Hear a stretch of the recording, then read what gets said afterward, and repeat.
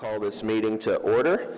Adequate notice of this meeting has been provided by posting on the bulletin board in Village Hall, by mail to the Ridgewood News, the Record, and by submission to all persons entitled to same as provided by law of such of a schedule including the date and time of this meeting. Roll call, please. Councilman Hache. Here. Deputy Mayor Seaton. Here. Councilman Voigt. Here. Councilwoman Walsh. Here. Mayor Knudsen is not present. She should be here shortly, so if you all join me in the flag salute. I pledge allegiance to the flag of the United States of America and to the republic for which it stands, one nation, under God, indivisible, with liberty and justice for all.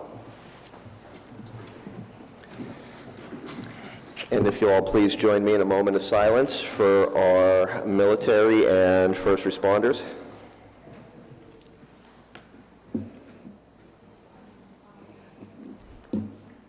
Okay, thank you. So we'll start this evening, as always, with public comment for a total of 40 minutes, not to exceed 3 minutes per person. Just come on up. Anybody who wants to speak could come on up or line up or get in place, however you need to get in place. Thank you. Welcome. Hello. Please give your name and address when you start. Thank you. Nancy Riley, 513 Spring Avenue, teacher at Ridgewood High School. Christian Saramidas, 642 Robert Street, student at Ridgewood High School. We'd just like to make you aware of an event that we have done in the past in town. It's called Paint the Town Purple, and it's for Relay for Life. And we would like to do it this Saturday, where we put ribbons, purple ribbons, around Van Ness Square, and we give out literature about the event.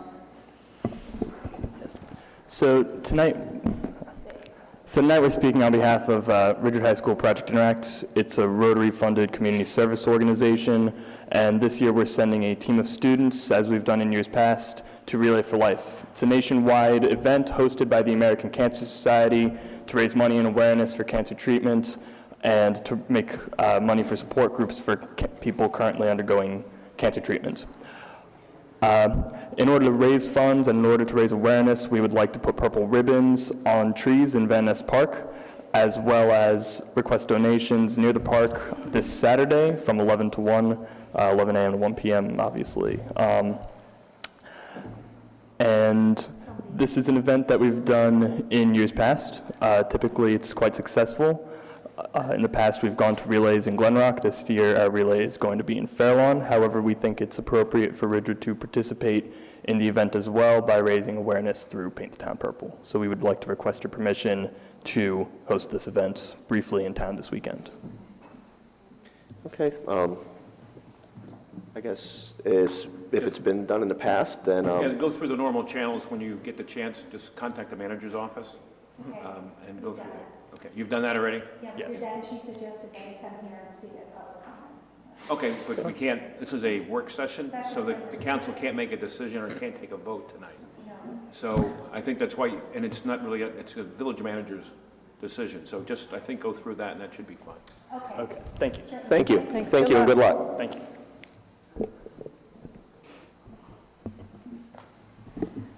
Hello. Hi, good evening. I'm Nancy Green with the Ridgewood Library, and I'm here tonight because I wanted to ask the council to help us look at how we can make the parking lot between the Village Hall and the library safer and have better access to the library and Village Hall. I feel that it's my obligation to say how dangerous it is when it's overcrowded. We have so many people coming that are trying to bring little children in, and I don't know how much we could do about the crowding during the day, but in the afternoon and the evening when the sports groups are here, it gets terribly crowded, and like you'll have 5 or 6 cars circling around and backing up and honking, you know, and hovering for spaces, and sometimes they park in the fire lanes. And at the same time, I walked over to the other side of the field from time to time. There would be plenty of spaces over open on the other side of the field. At one time, this must have been addressed by the council, because as you drive down the main driveway, right around when you get to the part where the police park their cars, there's a sign and it says, "All sports parking is at Graydon South," a little brown sign. But I don't think anybody ever approached the sports groups and asked them to park over there. As far as I know, it never was done. I'll tell you something funny. The parking lot with the ordinance as it is, the row along Vets Field is reserved for village staff. The row along the Elks Club is reserved for library staff. And the center part with the 89 spaces is undesignated. Anybody can park there, anybody, for as long as they like. So I would love to work with, anybody that you'd like me to work with to look at this and see if maybe we can get at least that portion reserved for visitors to Village Hall and the library. Okay, thank you. I mean, I'd like to look into it too. I remember the previous council did look at this and put that sign up to try and direct sports traffic over to the other side. But as baseball season and sports season, everything else kind of starts up around here. You're all right. It gets pretty wild out there sometimes. So Yeah. I'd like to, if we... And I think, people over the years, they've said, well, there's no sense looking at this because how are you going to enforce it? And I think that the best thing would be for the council to decide what their preference is, what their intention is, and notify everybody, publicize it widely and get good signage. There's a free solution right on the other side of the field, the Veterans Park field and the one behind Graydon. It's not like we have to build a parking garage or anything like that.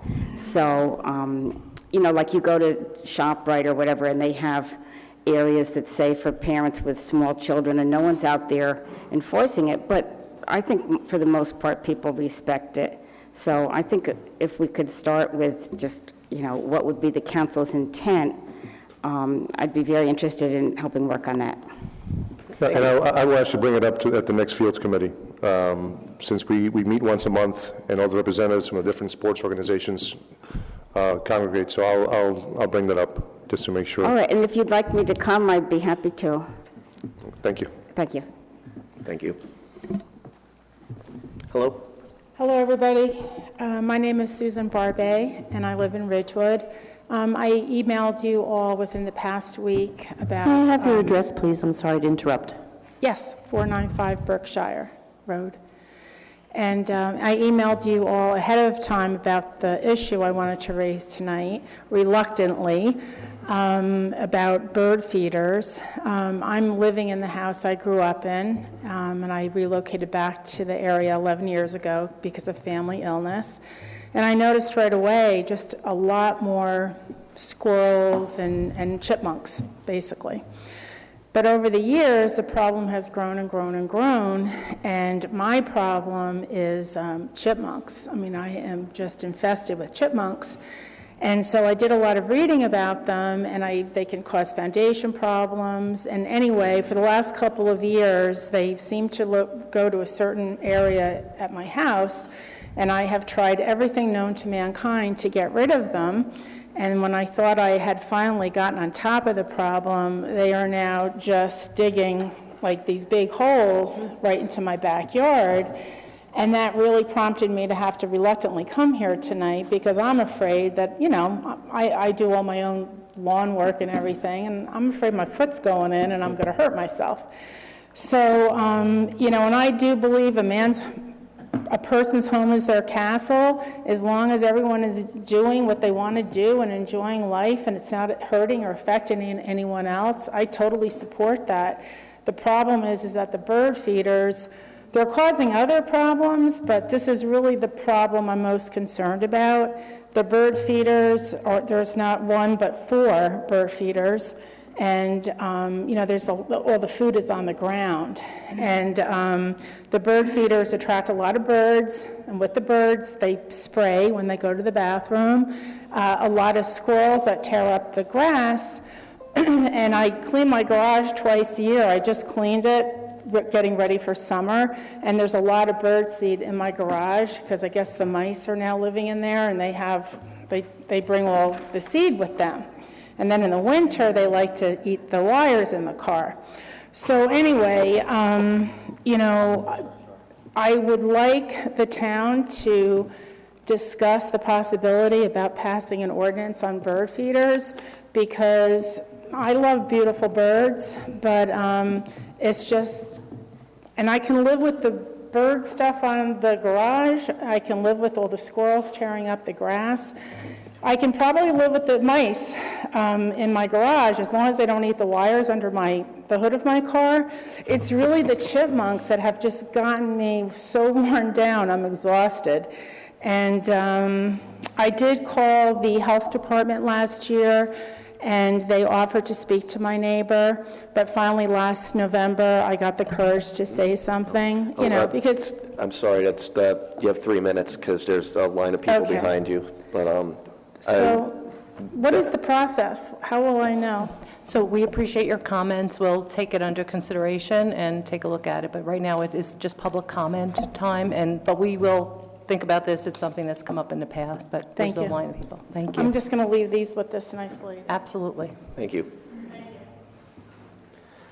Mayor, Council, Jan Phillips, 234 Union Street, Ridgewood. About a month ago, I appeared before the board on behalf of the Community Relation Advisory Board of Ridgewood and Glen Rock, of which I chair. At that time, we requested that the Gay Pride flag be flown during the month of Gay Pride Month in June. I haven't heard back, although I did follow up with 2 letters, so this is officially my 4th request. This happens during the week that we commemorated the Holocaust, and Mayor, you spoke so elegantly on Sunday night when you said that we are an inclusive society. So I remind the council of the need to be an inclusive society for our lesbian and gay and transgender community. We have the support of the Chamber of Commerce, and we have the support of the Guild, and the Community Relation Board will be doing something for the month of Gay Pride Month. What we truly appreciate would be for this council to really make us an inclusive community. I've heard from some of you individually. I haven't heard a response that I could bring to our board. We met last Wednesday, and one of the young members of our committee from GSA said, what do we need to do? What do we need to tell the council? What information do they need to make a decision? Do we need to beg? And we have so many young people on our committee, and our meeting this month was so large, we overflowed into the senior center. I honestly don't think you're asking us to beg. I don't think you're asking our young transgender and gay families in town to beg. I want to think that it's just a communication gap, and I'd ask for you to, I know not tonight, but to act on it quickly, and I really look forward to your opinion. Thank you. Hi, thank you for allowing me to speak before the council. My name is Anita Young, and I'm chair of the Living Welcoming Committee at the Unitarian Society of Ridgewood. Ma'am, your address, please. I live in Elmwood Park, 168 East 54th Street. Symbols are important in society. I stand before you as a senior citizen who has lived a life straddling between the straight and gay world, as I had to hide my identity in fear of losing my job and my children. My wife and I were together 41 years, and we raised 5 children. And I stand before you having lived facing a life of discrimination, never knowing when my family and I would be safe. We kept our relationship a secret, and our children lived in fear that they could be taken from us, or that their friends would reject them if they knew. I hesitated to call the police when our house was broken into. Flying a rainbow flag symbolizes that the GLBTI community is part of the American fabric and sends a message of equality for all. The flag is a symbol of pride, pride at having not only survived, but thrived in a world which has often been a hostile place. It is a symbol of hope. Tremendous progress has been made in the fight for equal rights, and I hope that one day these issues will be moot. Finally, the rainbow is a symbol of diversity. Ours is an extraordinarily diverse community across all races and cultural backgrounds, across all languages, with or without disabilities, across all religions, and our communities continue to flourish. Transgender issues are even more present now as people who had formerly been in the closet are speaking out, and parents are listening to their children who are having gender identity issues. Safety has always been an issue, as the GLBTI community has been the victim of so many hate crimes. The rainbow flag symbolizes for these people that they are safe here. This community and those surrounding it have children that struggle with gender identity and sexual orientation. Seeing a rainbow flag is a tool to open conversations about differences, equality, understanding, and acceptance of all people. The rainbow flag brings together the many people living inside an imaginary boundary and creates a oneness. I am asking that the council consider flying the rainbow flag proudly during the month of June, which is Gay Pride Month, supporting and welcoming all people. Thank you. Hi, my name is Holly Goshen. I'm actually from Glen Rock, 49 Thornbury Avenue, Glen Rock.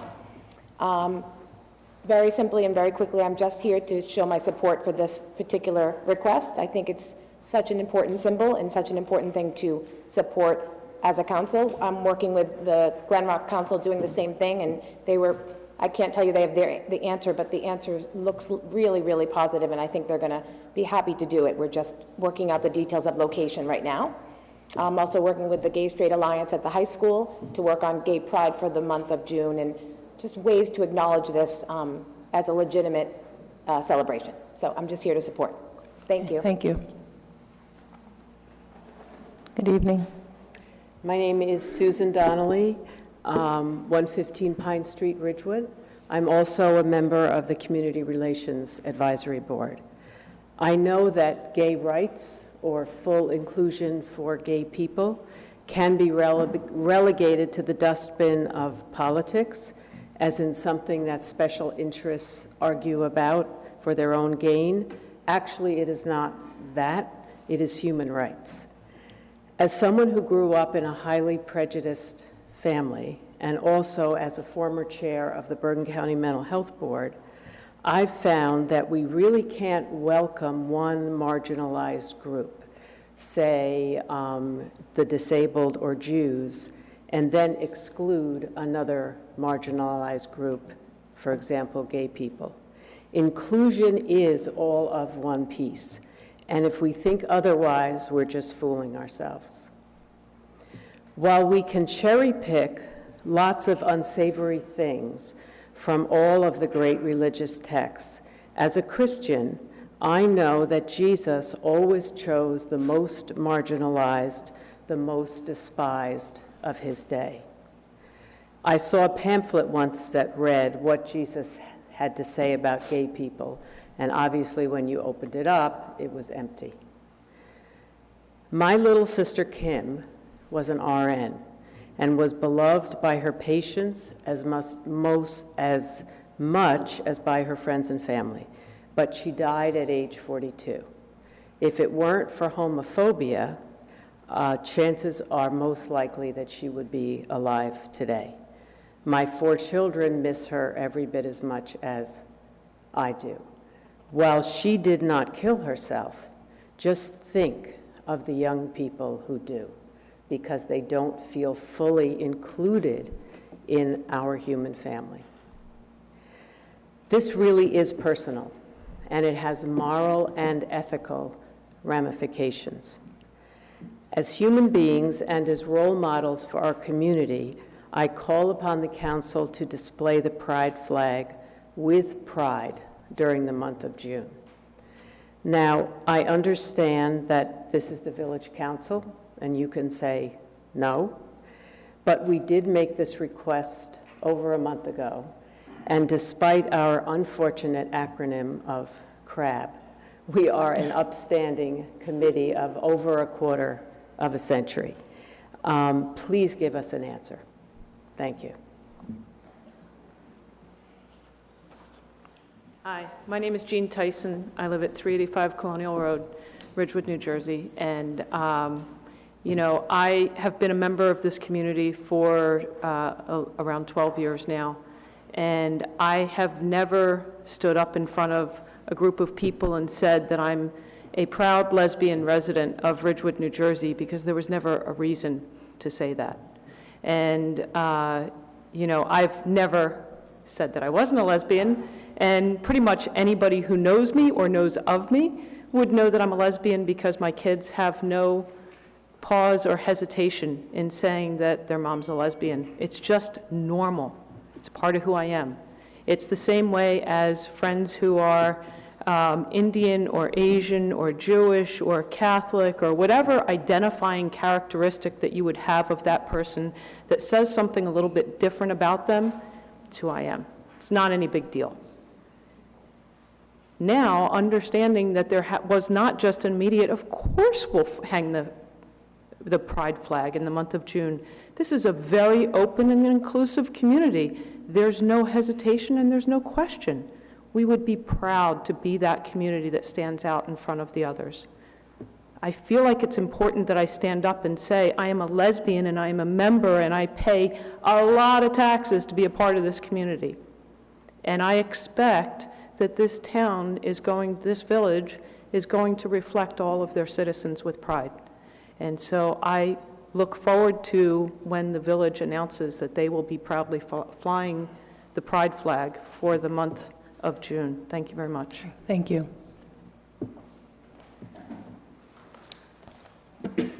Hi, Siobhan Cram, Winograd, 274 Ivy Place. Obviously, I'm going to try to go a little slower because I speak pretty quickly. I, too, am a member of Community Relations Advisory Board, and I've written to all of you to, you know, express my wish that this flag be flown and everybody stand in solidarity with the LGBTQ community.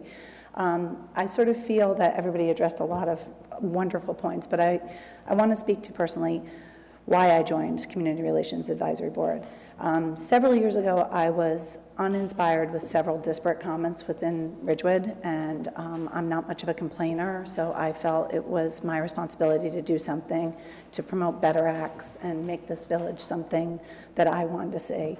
And before this year, because things have gotten a little out of control this year within the world and the United States, most of what we did, most of what I did, was translating good acts and putting them forward, you know, as a prevention to bad acts, showing symbols of inclusion, taking the Indian community and promoting events like Holi and Diwali, writing feel-good stories so people could see, you know, the vibrancy of our community in the press and on Facebook and on all those wonderful feel-good things.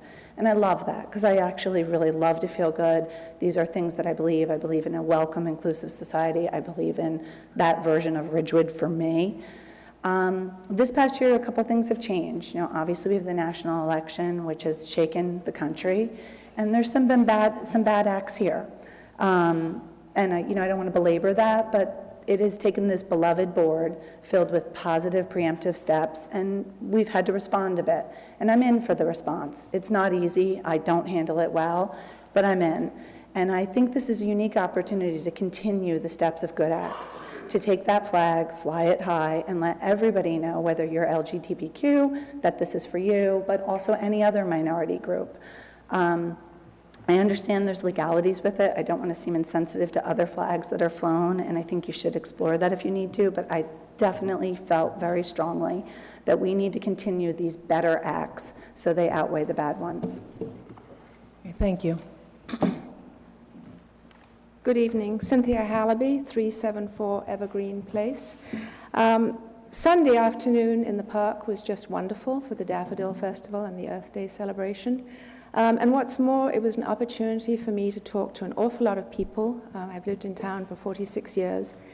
And the pervading feeling that I got, and what people were telling me, is that they receive very little information on what is going on in town. There is little printed on what is going on. And I have a suggestion, and that is that maybe the village manager should use the e-notices that she sends out, but to do it on a weekly basis, to bring people up to date with what has been decided at meetings, to bring them up to date with what is going to be decided. Presentations, I believe you're going to be doing one on the garage in a couple of weeks. Maybe they should also receive a notice of the preliminary budget before the vote. Maybe the plans for what you have in mind for the train station plaza. I think that really the villagers deserve to receive a lot more information since we cannot get it in print anymore. And I'm delighted that the League of Women Voters are taking minutes. They used to a long time ago. We used to always subscribe to, I think it was the Metro News. They do a great job. So maybe that could also be sent out via e-notice. So it's a suggestion. I just think people need to be better informed. Appreciate it. Thank you, Cynthia. Thank you. Hi, I'm Rorik Halaby, 374 Evergreen Place, and I'm talking about the parking in Garber Square. I'm dead set against expanding the parking there. The mayor talks about removing a small patch of grass. Well, by my calculation, we will be asphalting about 2/3 of that beautiful oval in front of the station. That is not a small patch. In fact, one of our supporters talked in terms of, patching over, a few square feet. It'll be thousands of square feet. Our mayor talks about the trees being dead. None of the trees are dead. They are deciduous trees, and of course, until they came into leaf, they looked dead, if you will, but they were not dead. In fact, a couple of them are a majestic 50 to 60 feet high, but they need to be pruned. Unfortunately, we don't seem to have enough money in our budget to prune these beautiful trees in town, and it makes me wonder what the deputy mayor and the Ridgewood Trees Commission is doing about it. Now, I know my wife worked very, very hard as she was working on North Broad Park about getting the village to really work hard on trimming the trees. It's a lot of money, but they need to be trimmed. Also, our mayor is always waxing lyrical about preserving the historical character of the village. And I can tell you few spots are as historic as Garber Square. 10 or 15 years ago, when the Red Cross building that my wife worked so hard to restore was destroyed by arson, the one painting that I miss as much as anything was done in around 1918, 1917 of Garber Square, showing a Red Cross fair, sending our brave men and women off to wars. That's where they embarked Garber Square. Tens of thousands of people did that. And for us to pave it over, it's a little bit like London, short of parking. Guess what? Paving over some of their pocket parks. That would be a catastrophe. Frankly, Garber Square and Woolsey Square, to me, are the closest we have to a piazza in Ridgewood. I mean, architecturally, it's a beautifully balanced area with the Pease Library, with the apartment buildings, with the shops, etc. And I would say just do not muck around with it for 40 or 30 spaces. Now, my wife asked me to behave myself, and I have so far. But I can tell you that the whole thing is one big distraction. I'm sorry, Mr. Halby. Garage. Mr. Halby, thank you. Thank you.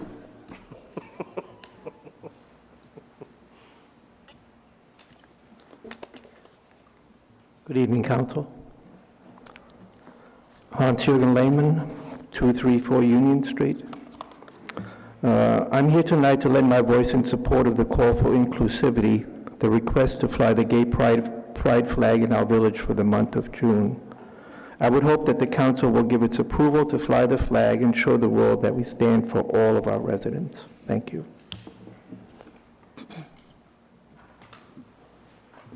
Good evening. My name is Pamela Perrin. I live at 123 Kenilworth Road, and I am the director of the Water Committee of the League of Women Voters. Climate change is water change. As the lead article in the New York Times Sunday Review said, the planet can't wait while humans dither. And that's why we're proud that Ridgewood is in the vanguard of water conservation in passing the recent irrigation ordinance.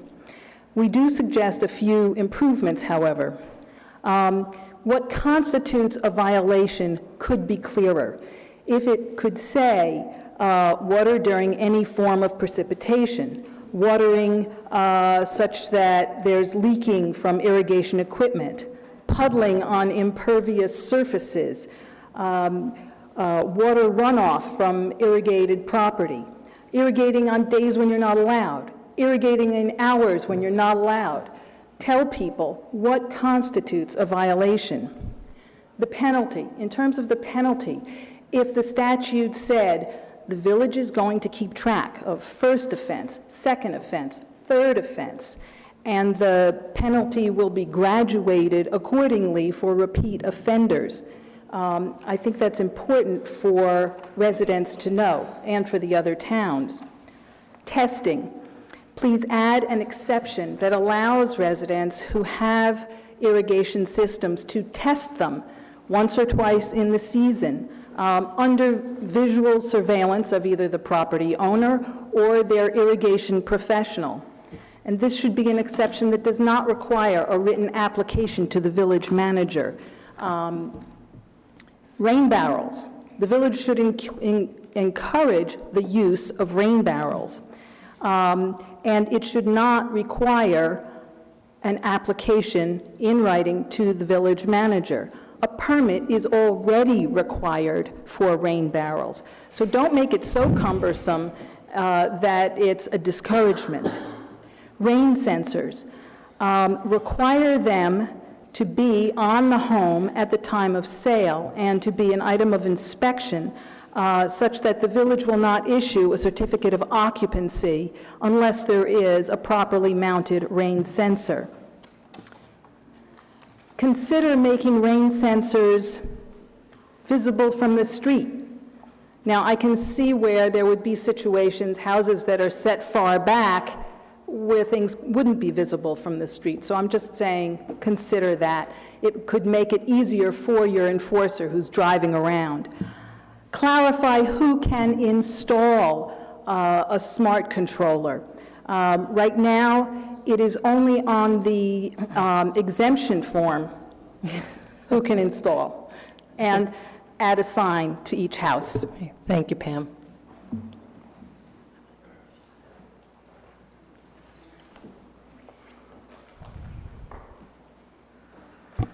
Good evening, Ann Loving, 342 South Irving Street. I wanted to thank the council and everybody on the village staff that was involved with the Earth Day on Sunday. It was fantastic. I know that the deputy mayor was particularly involved. It was just a fantastic event. It was a beautiful day. The weather cooperated, and I thought it was so nice to have dogs in the park. I know this is the one day of the year the dogs are allowed in a park, and it was great. And in particular, I'd like to publicly thank Chris Rudershauser, who was there with his golden retriever, and extended special kindness and consideration towards my granddaughter, whose golden retriever had died just 4 days prior, and he was really, really nice to her about it, because she was just drawn to this dog, and it was just a nice thing. I was, reminded how nice the park is, beautiful trees, and I was thinking about Shedler and how grateful I am to all of you for saving Shedler for us. Somebody here at the mic a few weeks ago mentioned the daffodils only last a couple of weeks, and in fact the daffodils were pretty much shot by Sunday, just the way the weather worked this spring. But the trees were in full bloom, so I wanted to thank you again for saving Shedler. I also wanted to mention how much I appreciate all the communication that goes out about all the different events in town. The Facebook pages, like Ridgewood Moms and Dads, It Takes a Village. I realize not everybody's a member. Some people have been kicked off those sites for various reasons. But if you are a member, you know, the mayor's always putting up notifications. There's signs, the electronic signs. There's signs over by Graydon. There's signs in Van Nest. There's signs by the railroad tracks. I get emails. It's great. You know, I was asking my husband, what time is the thing on Sunday? And just then an email came in about it. So I really appreciate how communicative you all are about all the events in town. Thank you. Okay, thank you.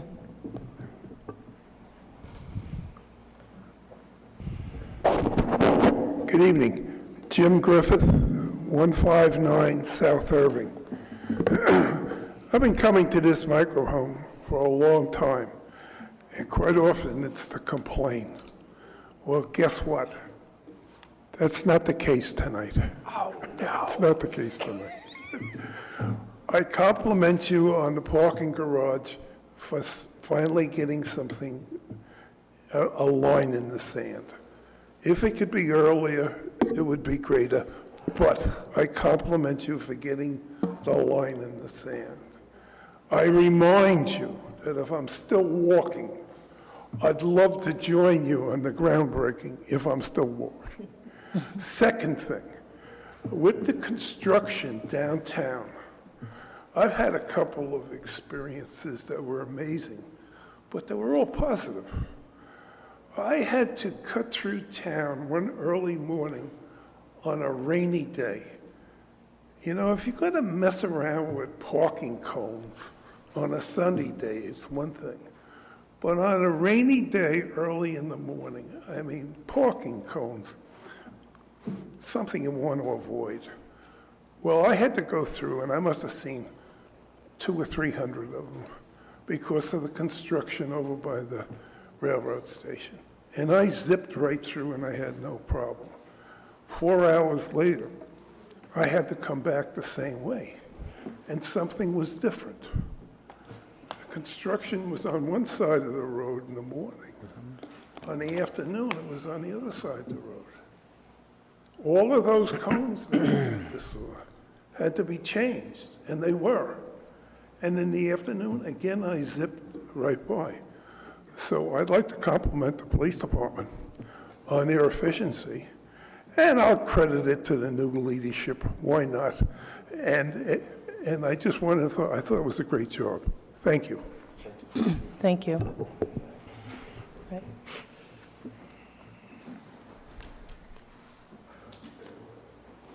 Hi, my name is Crystal Matzebecker, and I live at 559 Hillcrest Road here in Ridgewood. I wanted to speak today about the current situation with the trees on Hillcrest Road and the sidewalk replacement program that's been taking place throughout the village. First of all, I wanted to commend the village on your efforts to improve the safety of our walkways. I know when I walk my kids to school, I'm happy to know that things are being properly looked after. This past winter, many of the residents of Hillcrest Road received notices about updating their sidewalks so as to be in compliance with regulations. I would like to put forward an idea that going forward, we work with these sidewalk notices. It seems that these letters concerning sidewalks would be greatly enhanced if they were accompanied with information about our village trees, because it's often a tree root issue causing a shift in the sidewalk. It seems like a uniquely ideal opportunity to send out tree information as well. Perhaps with the sidewalk letter, we could include an information packet detailing the immeasurable value of our Ridgewood trees, ways of preserving and protecting them, including actionable information about future sidewalk possibilities, as well as information about our Adopt a Tree program and our tree replacement programs. Decisions regarding village trees have a very real fiscal impact on our village as well as our property values. And it seems that we have a duty to educate homeowners as we strive to always improve our beautiful village. As I serve on the Shade Tree Commission, I have already offered to help with the creation of such a package. Thank you. Okay. Thank you, Crystal. Okay. Oh, go ahead. So I just want to make a public comment of myself. for myself. We have a resident in Ridgewood who is celebrating his 60th birthday, Paul Woodburn. He lives very close to the high school, and he is a cancer survivor. And it is so wonderful. He came to Earth Day on Sunday, and it was so wonderful to see him and to wish him many, many more birthdays in Ridgewood. And he was perhaps going to come here tonight, and I told his wife, Dot, that probably wasn't a good idea to spend your 60th birthday at a council meeting. But he is probably watching, so I just wanted to wish him a very happy birthday. So if he's watching, happy birthday. Happy birthday, Paul. So, and I just wanted to address a couple of the comments that were made. First, in terms of the flag flying, my understanding was that one individual from the Community Relations Advisory Board was acting as the individual communicating with Village Council, and it was made clear that on our May 3rd, I believe, May 3rd, agenda, we will be discussing the legalities and policies in terms of flag flying. So I'm not sure whether the communication breakdown is, but I would suggest that the individual who made that comment refer back to the emails that went to Siobhan. The other comment about communications, quite frankly, the newspaper has been kind of AWOL, for lack of a better word. There was a time when there was a mayor's column, the mayor's corner, mayor's column. We were revisiting that in the summertime, but the newspaper didn't have a lot of reporters out and wanted us to report on the Girl Scouts and Boy Scouts, and quite frankly, that wasn't within our purview, and so a decision was made. As a matter of fact, we actually prepared and worked very hard on the first column, and the newspaper was just a little all over the place, and so, again, that was something that just did not come to fruition. However, we do use our e-notices. We post on the village website. There are multiple Facebook pages. Emails are constantly going out with a ton of communication from all of our departments, and if we can do better, wherever we can do better, we certainly will try, but admittedly, there's an awful lot of information out on Facebook, and I would say a lot of misinformation and a lot of nasty information that probably could be corrected in many instances, and perhaps the residents would appreciate more accurate information in the future. So hopefully they'll just log on to my Little Mayor Facebook page and get the accurate story. And finally, to Pam, we had the League of Women Voter Director for the water conservation effort, and we had the email with all that outlined. And so, as indicated, the issue with the water conservation ordinance was a matter of timing, and we will look at all those recommendations and suggestions and amend as necessary. So I just want to let you know we are on that, and appreciate also Crystal with that suggestion. Great one. Okay, and moving on. Can you just move on, because I'm going to turn on the computers, because we have a little, we're using our technology tonight. Okay, so we're going to run the video? Yeah, why don't you do the, we could do the contract, and I'll turn this on. Okay. I'm here. Ready So to the go, first Bob? item for discussion relates to a recommendation of award for professional engineering services with Mont McDonald. This would give us the opportunity to have them evaluate the potential impact of Suez adding zinc orthophosphate to our water distribution system and its effect on chemicals that we currently add. Rich Calby could not make it for this one, so I'm trying to represent him as best I can as the head of the water. So if you have any questions or if there's any discussion points on it. Okay, seeing none. Okay. Moving on. Second item, I'll slow down till Susan gets ready, or we can go on to the third one. Right. Parking kiosk. I think we had a discussion at the last work session regarding seeking firms that can provide a kiosk for the parking utility up in Chestnut Street. We have gone out with an RFP, so I'm just bringing you up to date on that. Responses are due back May 17th, which time we'll evaluate them and make a recommendation to council.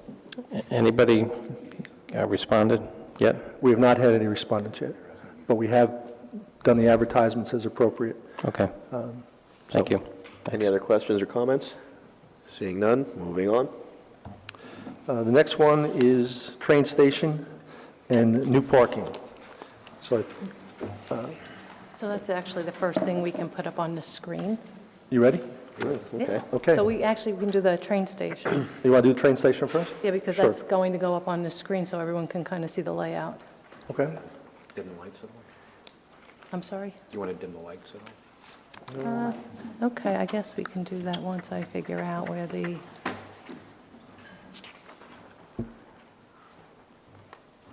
Boy, this is funky.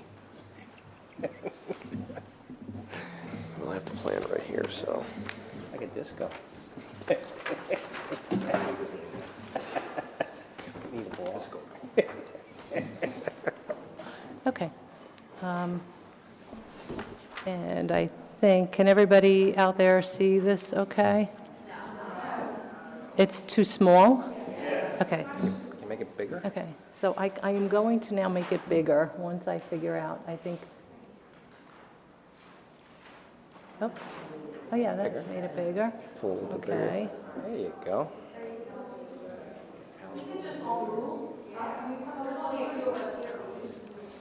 Hey, you can. Yeah. Come on up.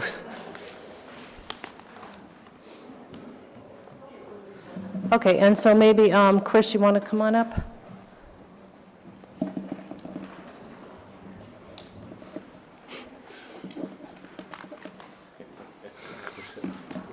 So once again, just, do you mind if I Please kind of do. speak? Okay, thank you.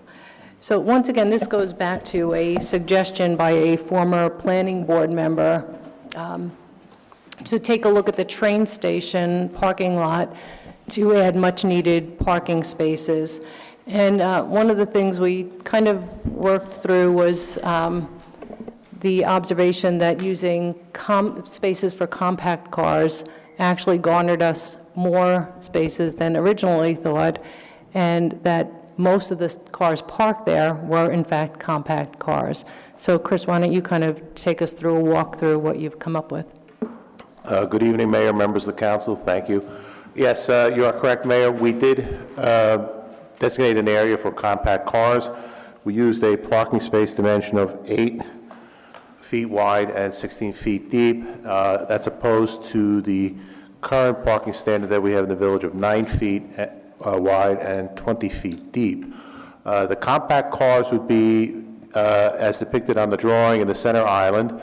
There would be a roughly 8-foot wide strip between the compact cars that we would have a meandering sidewalk and also then planting the trees as depicted by the green circles there. We anticipate the trees being set at the striping line of the parking spaces to give them a maximum growth, not at the head end of the spaces.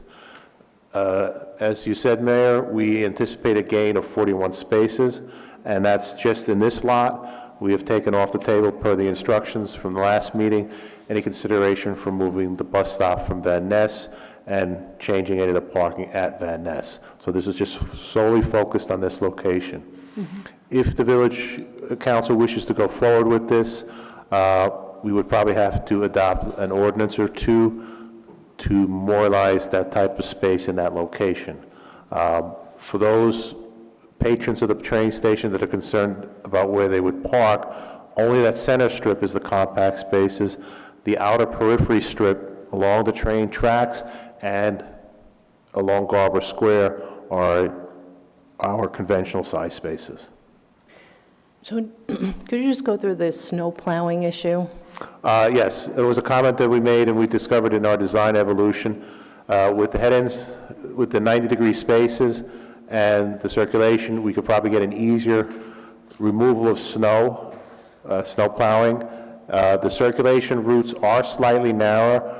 They are 22 feet instead of our standard of 24 feet. But that is acceptable because a train station like this with commuter parking doesn't have the turnover that a parking lot has that has patrons going to the various businesses. You know, we have other lots that have like 3-hour maximum parking. They have a much more greater turnover, so you have more circulation. Here, people come in the morning, they park hop on a train, they come home at night, so the 22-foot aisleway should be quite satisfactory for that. It's a pretty generic design, it's nothing fancy, it's very utilitarian and tries to maximize the number of spaces we can create. And one more question. Now, earlier it was suggested that I said all the trees were dead, and I don't recall making that statement. I do recall saying that possibly one or two of the trees were dead. Could you just elaborate on the current status of the trees? I didn't go by there recently, but I do recall a number of the trees are older, mature specimens. There's a lot of dead limbs in them. They're not the most healthy of specimens. Right. The green circles we use to depict trees, those would all be new trees planted. I tallied up, I think we're proposing 21 trees to be planted. Nice. That helps in some way to reforest the area. The older trees at this parking lot have had a hard time the last couple of years. Questions, anyone? Hey, Chris, is this, the 140,000, is the 21 trees included in that? Yes. Okay. So the compact cars, what happens if a non-compact car parks in there, like a SUV? If, say, someone with an oversized vehicle were to park there, that's why I mentioned we have to have an ordinance in place, and a parking enforcement officer could cite them accordingly. Okay, thanks. And Chris, I just also staying on the compact car topic, there, it's not really strictly just for like smart cars or Mini Coopers or something. When you say compact cars, it means most cars really, except maybe like an extended cab, full-sized SUV of some kind. That is correct. A compact car, in our estimation for this purpose, is something on the order of a BMW 3 Series sedan, a Toyota Camry, Honda Accord. Those are all typical cars that would fit quite well into the proposed space size dimensions. Okay, thank you. Councilwoman Walsh? No comment. Councilman? Yeah, sorry. So 41 spaces, if we make them 8 feet wide, so that would mean if we make them 9 feet wide, we get 32?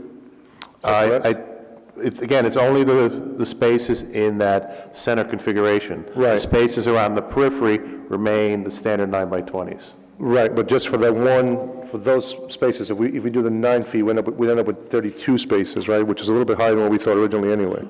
It might be, but I haven't made that calculation, so I can't attest to that. Yeah, my only concern, I mean, when you talk about even a BMW 3 Series, it's probably 6 feet wide. So at 6 feet wide, having basically 1 foot on each side to open a door, I just think it's a little tight. We also have a foot on the other side in the other parking stall. But even just open a door for 2 feet from both sides, I think it's a little tight in terms of door dings and so on. You do have a valid point. That has always been a concern with tighter parking spaces, but again, this is a trade-off to maximize the number of spaces. If we go back to a wider space, we'll consequently have less parking stalls. But we could take one side of it and keep it compact and just do the other side as regular. We could actually configure it any way we want. But just out of curiosity, you had indicated that you went and observed the types of vehicles that were parking there? Yes. And so would you just elaborate or explain the percentages of smaller vehicles? I always assume that my car is a compact car, but... Well, I believe you drive the Volkswagen. Volkswagen, right. That's considered a compact. Right. It would fit quite well in these spaces. That size vehicle, we think at least 60% of the cars are of that size. And again, the compact spaces are only those in the center aisle there. And to Councilman Hachet's point, again, if there is a concern that those spaces are too narrow, we can always redesign this with a wider space and the corresponding drop in number of spaces. I mean, the narrow spaces is one concern. My other concern is that enforcement is particularly problematic around here. I just think it's adding a little bit more, complexity than we need to. But now you have to monitor for parking passes, park mobile, resident parking sticker, and now for the size of the vehicle. I just think we're just making things a little bit more complicated than they need to be. Chris, do you think that the intention here is for commuters only for this area, or is that what kind of the thinking is, or no? You know, I think that the mindset is that once you add just think when you add these commuter spaces to this location, it's that those parking spaces are not being taken up in the Chestnut lot. So that opens up, so then you might take the Chestnut lot and say, look, all you folks here that are parking at the Chestnut lot, let's shift you over to the train station lot, and then we don't have that kind of crunch over there. And it actually is just a more seamless system. It's just it's a cleaner operation. Yeah. I mean, you're the engineer, so do you think it's a cleaner operation? I would, I mean, if you're a commuter and you can park at the train station, that's great, because then your walk is shortened, you're eliminating the variable of getting to your train, or the distance getting to your train, by making it much shorter, much quicker. We have seen from past observations that a lot of our residents know exactly when their train's going to come in and know exactly how long it takes to park their car and get on their train. If those residents have to go to the Chestnut lot, they have to add more time into their morning routine. This makes it easier and more convenient. This is a great convenience for a train commuter. And to your point, Mayor, if you take those commuters out of the Chestnut lot, it frees up those spaces for an additional use in the central business district. To Councilman Hachet's point, which is a good one as far as the enforcement, a possible solution to that, I don't know if this would work, is a kiosk that would be wirelessly connected to the traffic, the traffic enforcement, and so they'd be able to see at any one time who is violated or not, that particular, ordinance, whatever it is, and they might be able to just police it a little bit easier. I mean, there may be ways around the, kind of the policing of this. Yeah, there's a number of different approaches with multi-space kiosks and a wireless connection, combined with, say, a license plate reading system on a parking enforcement vehicle. That gives you the ability to drive scan and quickly determine if the person parking has paid their tariff. Yeah, okay, thanks. Do you have anything else? No, I'm good. So I think just as an exercise in my mind, I'm going to try and find out where there's a parking lot for compact cars and try and park in one. Sometimes it's difficult because you think 8 feet, and I couldn't even tell you how wide my vehicle is. I have no clue. I sometimes think it's 10 feet wide, but it's just... So my work has a garage, and there's a compact, row, and there are little cars in those compact spots. I tried it once. I couldn't fit in. I mean, my car literally couldn't fit in the compact. Yeah. I mean, I have an SUV, but it's not a big SUV, but, I mean, there was no way my car was fitting in a compact spot. So if you do pull in, you'll realize it right away that you can't fit in the spot. Right, so it might be just something that's worth, saying, look, we'll have the, keep it wider, maybe still keep it shorter, so we maintain the space, the center island, and, then people are more comfortable parking. I guess it goes to that point about those boxes for people that can't parallel park, which I still disagree with, but that's another issue. Oh, the ones on East Richard Avenue. Yeah, the boxes. And so, it's just a comfort zone for people, and we certainly don't want people to have their cars dinged and dented and anything else. So if we get the difference between 32 spaces, if we to 41, was it 41? Yeah, it's 41 with this configuration. What I'll do is we'll redo the drawing using a 9-foot wide space. We're not going to change the depth of the space. Right, exactly. Because I think, to Councilman Hachet's point, he's more concerned with, the closeness to doors of vehicle to vehicle, things that nobody likes to get on their car. Right. And is everyone happy with the configuration, in terms of the snow plowing, that issue? Okay. All right, good. So we'll reconfigure. So I'll make it 9 feet wide. Tweak a little. Great, thank you. Okay, you're welcome. Moving on. Where are we now? Do you want to do the... You want to do the water? Yeah, okay. So we're really excited because we're using our technology big time, and this has been something we've been waiting to do. So what we're looking at are 2 little videos that represent, one is the water conservation ordinance, and the second one is kind of water conservation gardening tips. And it's a way to promote the water conservation ordinance. And again, it goes to the point of communicating, and what Mrs. Hallaby had pointed out earlier. It's just another form of communicating, and one that perhaps people will appreciate because it's a little bit fast-moving. So our lights are still off, so let me just figure out how this works.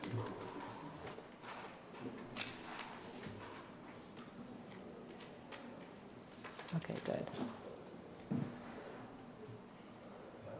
Okay, so I think, can anybody see if that one says water ordinance? Oh, there it is.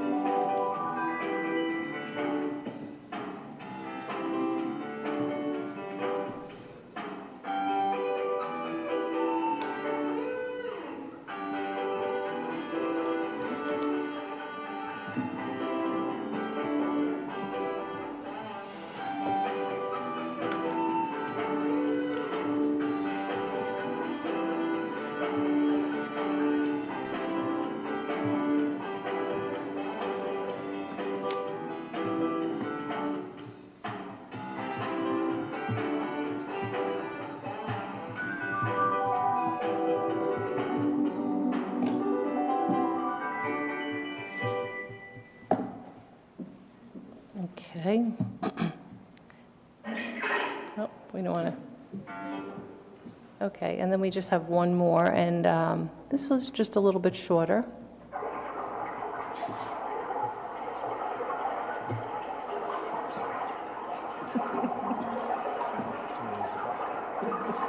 That's funny.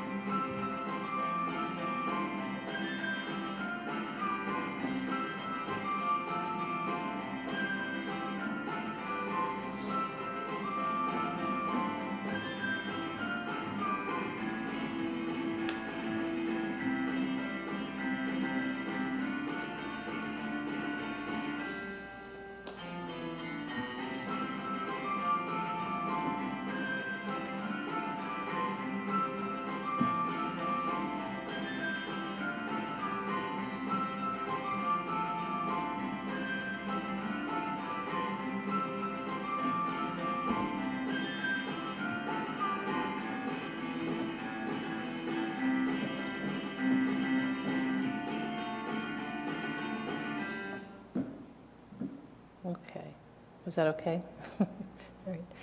So we can turn the lights back on? Can we turn the lights back on? So the reason, first, we want to thank Rich Calby, Dave Scheibner, Deputy Mayor Seaton, and RIAC, and Heather Maylander for working on these videos, and a shout out to Pam Perron, who helped out early this morning and did a couple of quick edits. So appreciate everyone's effort, and we're really just trying to be very serious about water conservation and move forward with enough information that people understand the ordinance, understand why we're doing this, and if anyone is watching and paying attention, they'll see that of 52 wells, only 39 are active, and so we are taking this very, very seriously. We are committed to not only the water conservation, but providing a quality product for our residents and customers. So any questions or comments? No comments. That's great. We'll get it up on, I guess, our website, and people could post it and share it and put it out there wherever they need to put it out there. Yeah. Anyone? Good? All right. So moving on with that. Okay, the next item on the agenda is the fourth quarter financial report. Back in March 27th, I presented the balance sheet and income statement to council for the unaudited financial statements for 2016. I had a request to provide the revenue and expense portion of that, so that's what I distributed to council members this evening. It's pretty cut and dry, budget versus actual. Percent of the budget that's been used. If there's any questions, I'd be happy to entertain them. I have a question, Bob. So the budget you have here is the appropriated budget. It's not the actual budget that was at the beginning of the year. Is that right? You know, what happens is the budget you have at the beginning of the year is the adopted budget. In November, we have the opportunity to transfer funds between line items depending on the need. This is the amended budget that would include those transfers, and that's what gets reported to Trenton, and that's what gets in your budget. So in the state budget, it shows the budget before transfer, the budget after transfer, and that's what you have now. Is it possible moving forward to put an additional column, which is the actual budget we had at the beginning of the year, so we kind of understand what has been transferred and what hasn't been transferred, so it kind of helps us to kind of figure out whether we're good at, you know, kind of estimating what we need to do. Is that possible? That's okay. possible. So we could do that for the fourth quarter, because we don't transfer till November. No, yeah, that's fine. Yeah, the fourth quarter would be great. Thank you. Yeah. Mike? Thank you, Bob. I appreciate the work, and I don't have any questions, so thank you. Okay. Councilman? So the only thing that I noticed are the sewer, the discharge fees, and what is the dip in that from? That's timing. Those fees were collected in January.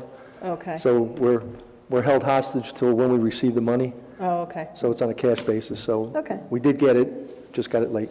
Okay. Councilman Hushay? Questions? Okay, we're good. Moving on. Next item is Graden Pool, designation of historic places. We have a draft of a resolution that was put together by residents of the village, proposing that we file an application with the Historic Preservation Office of the state for the placement of Graden Park on the state and national registers of historic places. Okay. So just let me give a little bit of background information. As a result of the Graden Ad Hoc Committee, which the Deputy Mayor and Councilman Hushay worked with a number of residents diligently, this issue came up regarding the historic designation of the Graden Park. And I had a conversation with Marcia Ringel on this, and several of the residents were interested in kind of bringing this back to the forefront, and I was very encouraging to them, and they went to Peggy Norris, Joe Saplicki, Lori Howard, and Art Rebel, and as it turned out, as a result of a letter from a state representative going back several years ago, Graden was already placed or eligible for a certificate of eligibility. Just tell me if I have it all correct and shake your head if I'm on the right path. So was eligible for the certificate of eligibility because of a letter a state representative wrote going back, again, years ago. And so this expedited this process and allows for an actual application at this point. And so they worked very hard on the materials and put together the resolution and are asking for our consideration. Questions? Councilman Voigt? No, I'm actually okay. Okay. I just had one. How long might this take? And I'm only concerned because we do want to remodel the bathrooms at Graden, so I don't know if this would impact that, or if we could do this and it takes long enough for the application to go through that by the time the bathrooms were renovated, then it could be historic. But I just wouldn't want to do anything that might complicate the issue of renovating those bathrooms, since they were put in the capital budget and they're definitely in need of it. So I just wanted to. Yeah, so my understanding was it doesn't impact the bathroom, but I don't know if Chris can speak to that. But my understanding is that there was no impact because the bathrooms had been previously renovated and it's not included in this, but.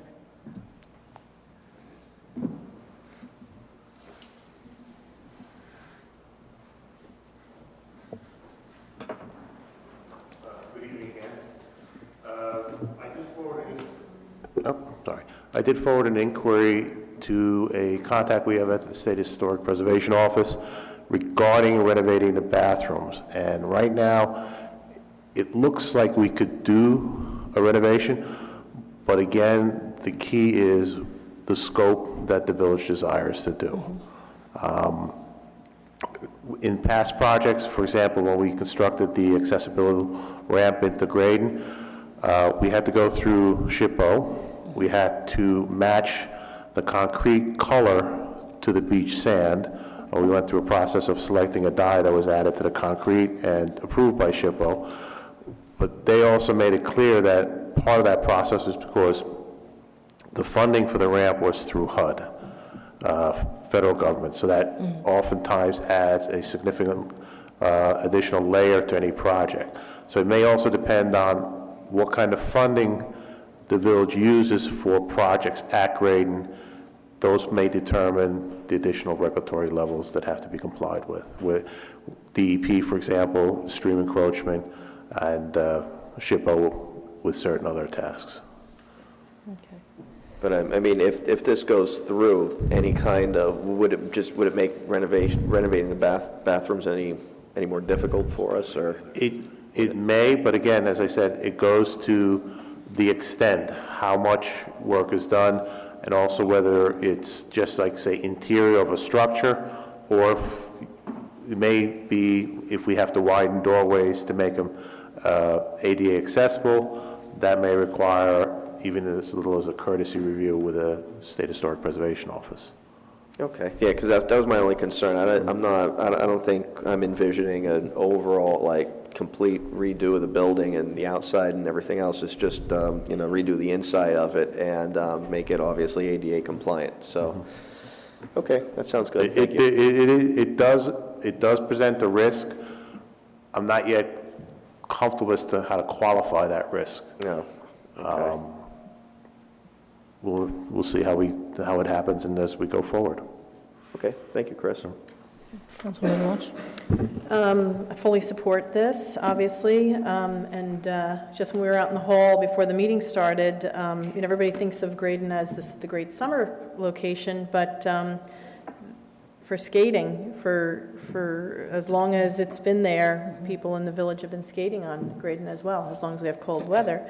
But so it definitely is a park that can be used for all the seasons. So this is great, and I think it's wonderful. Councilman Hache?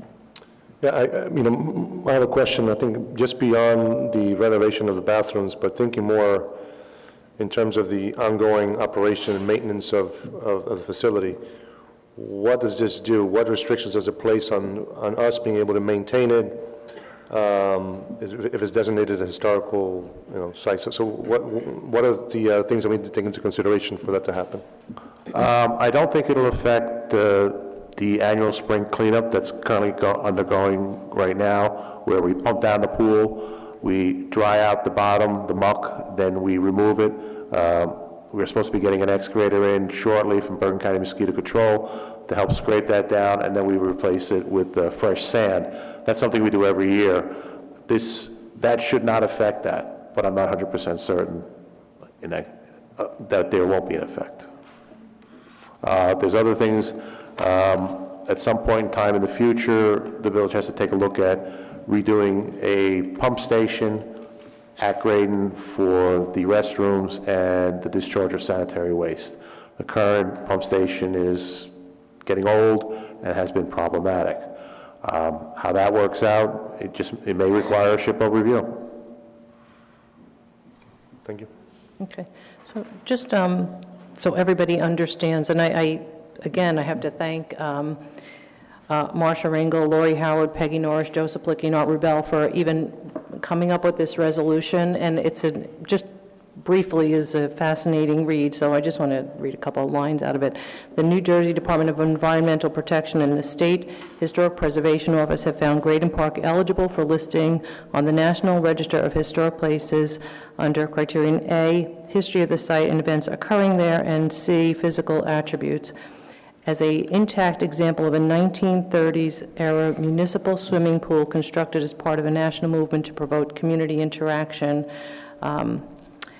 It retains multiple intact improvements from the Works Progress Administration era, including the perimeter stone wall around the old sycamore tree near Linwood Ave, and the skating shelter built in 1936.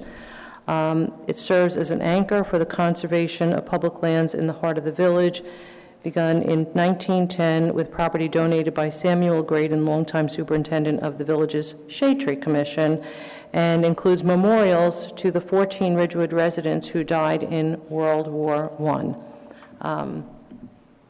Named by Preservation New Jersey among the 10 most endangered historic sites in the state, and holds significance of Graydon Park would be highlighted, and its ongoing life as a community bathing beach boosted by protections afforded by its placement on the State National Register of Historic Places, and that the New Jersey Department of Environmental Protection and State Historic Preservation Office has issued to Graydon Park already the certificate of eligibility, the first step in the process. So it's an interesting read, fascinating place, and thank you again to everyone who worked on this. So, okay. No other questions? We're moving on. Okay.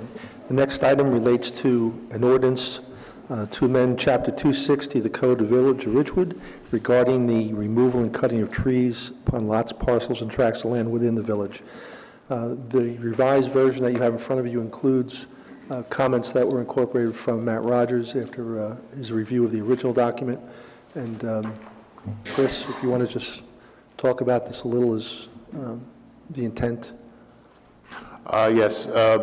This ordinance is ever so slightly changed from what had been previously presented to council. I incorporated the comments from Village Attorney Matt Rogers.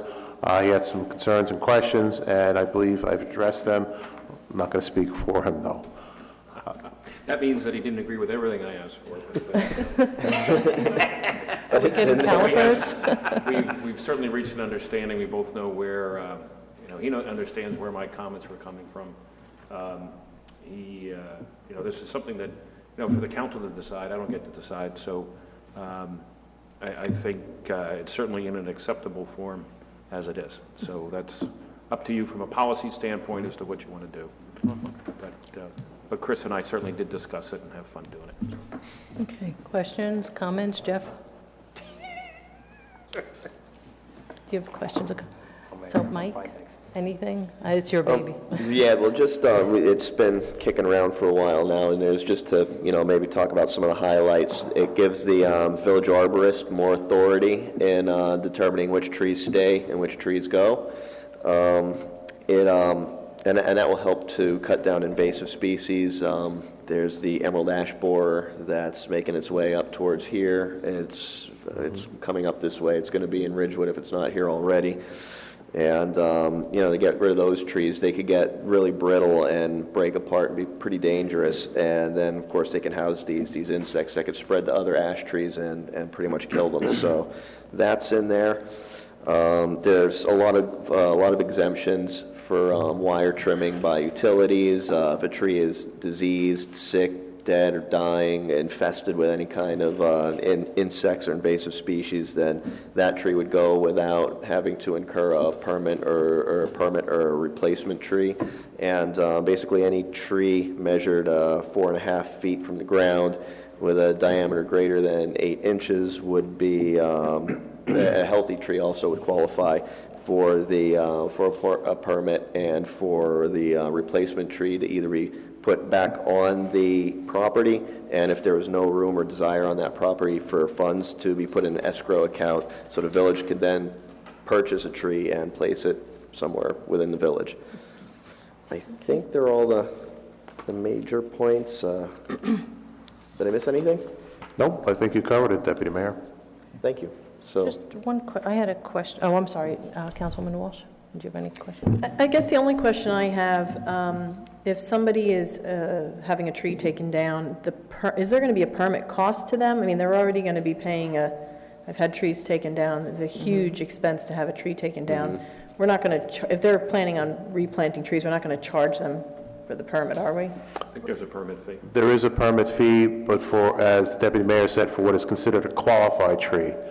And a qualified tree is pretty much, as he described it, a tree diameter greater than 8 inches at breast height in good health. If you have an unhealthy tree, a damaged tree, a lightning shattered tree, those would be considered exemptions to a permit requirement. This is very narrowly targets just the removal of healthy trees. Okay. And seeks to have them replaced, as the Deputy Mayor said, either on the property or with funds into an escrow account for a tree to be placed elsewhere. Right. We Yeah, try to I just want to maintain the make tree sure that count. somebody that's taking down a tree that needs to be taken down, that they're not going to be penalized for taking the tree down. Most trees that are removed for valid reasons. Right. You know, they're rotted, Yeah. they have structural flaws, Right. they have damage to them. Okay, thanks. Okay. Councilman Hache?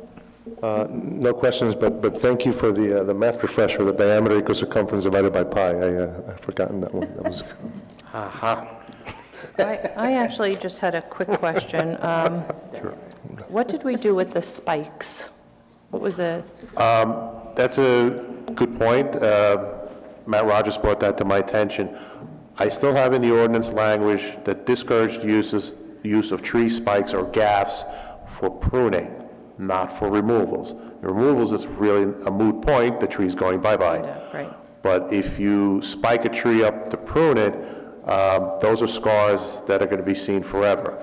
In some of the lighter color, thinner skinned trees, such as a beech tree, those track marks become very, very visible with age. And they can be harmful to a tree because many times the spike will go penetrate the cambium, the outer layer of the tree.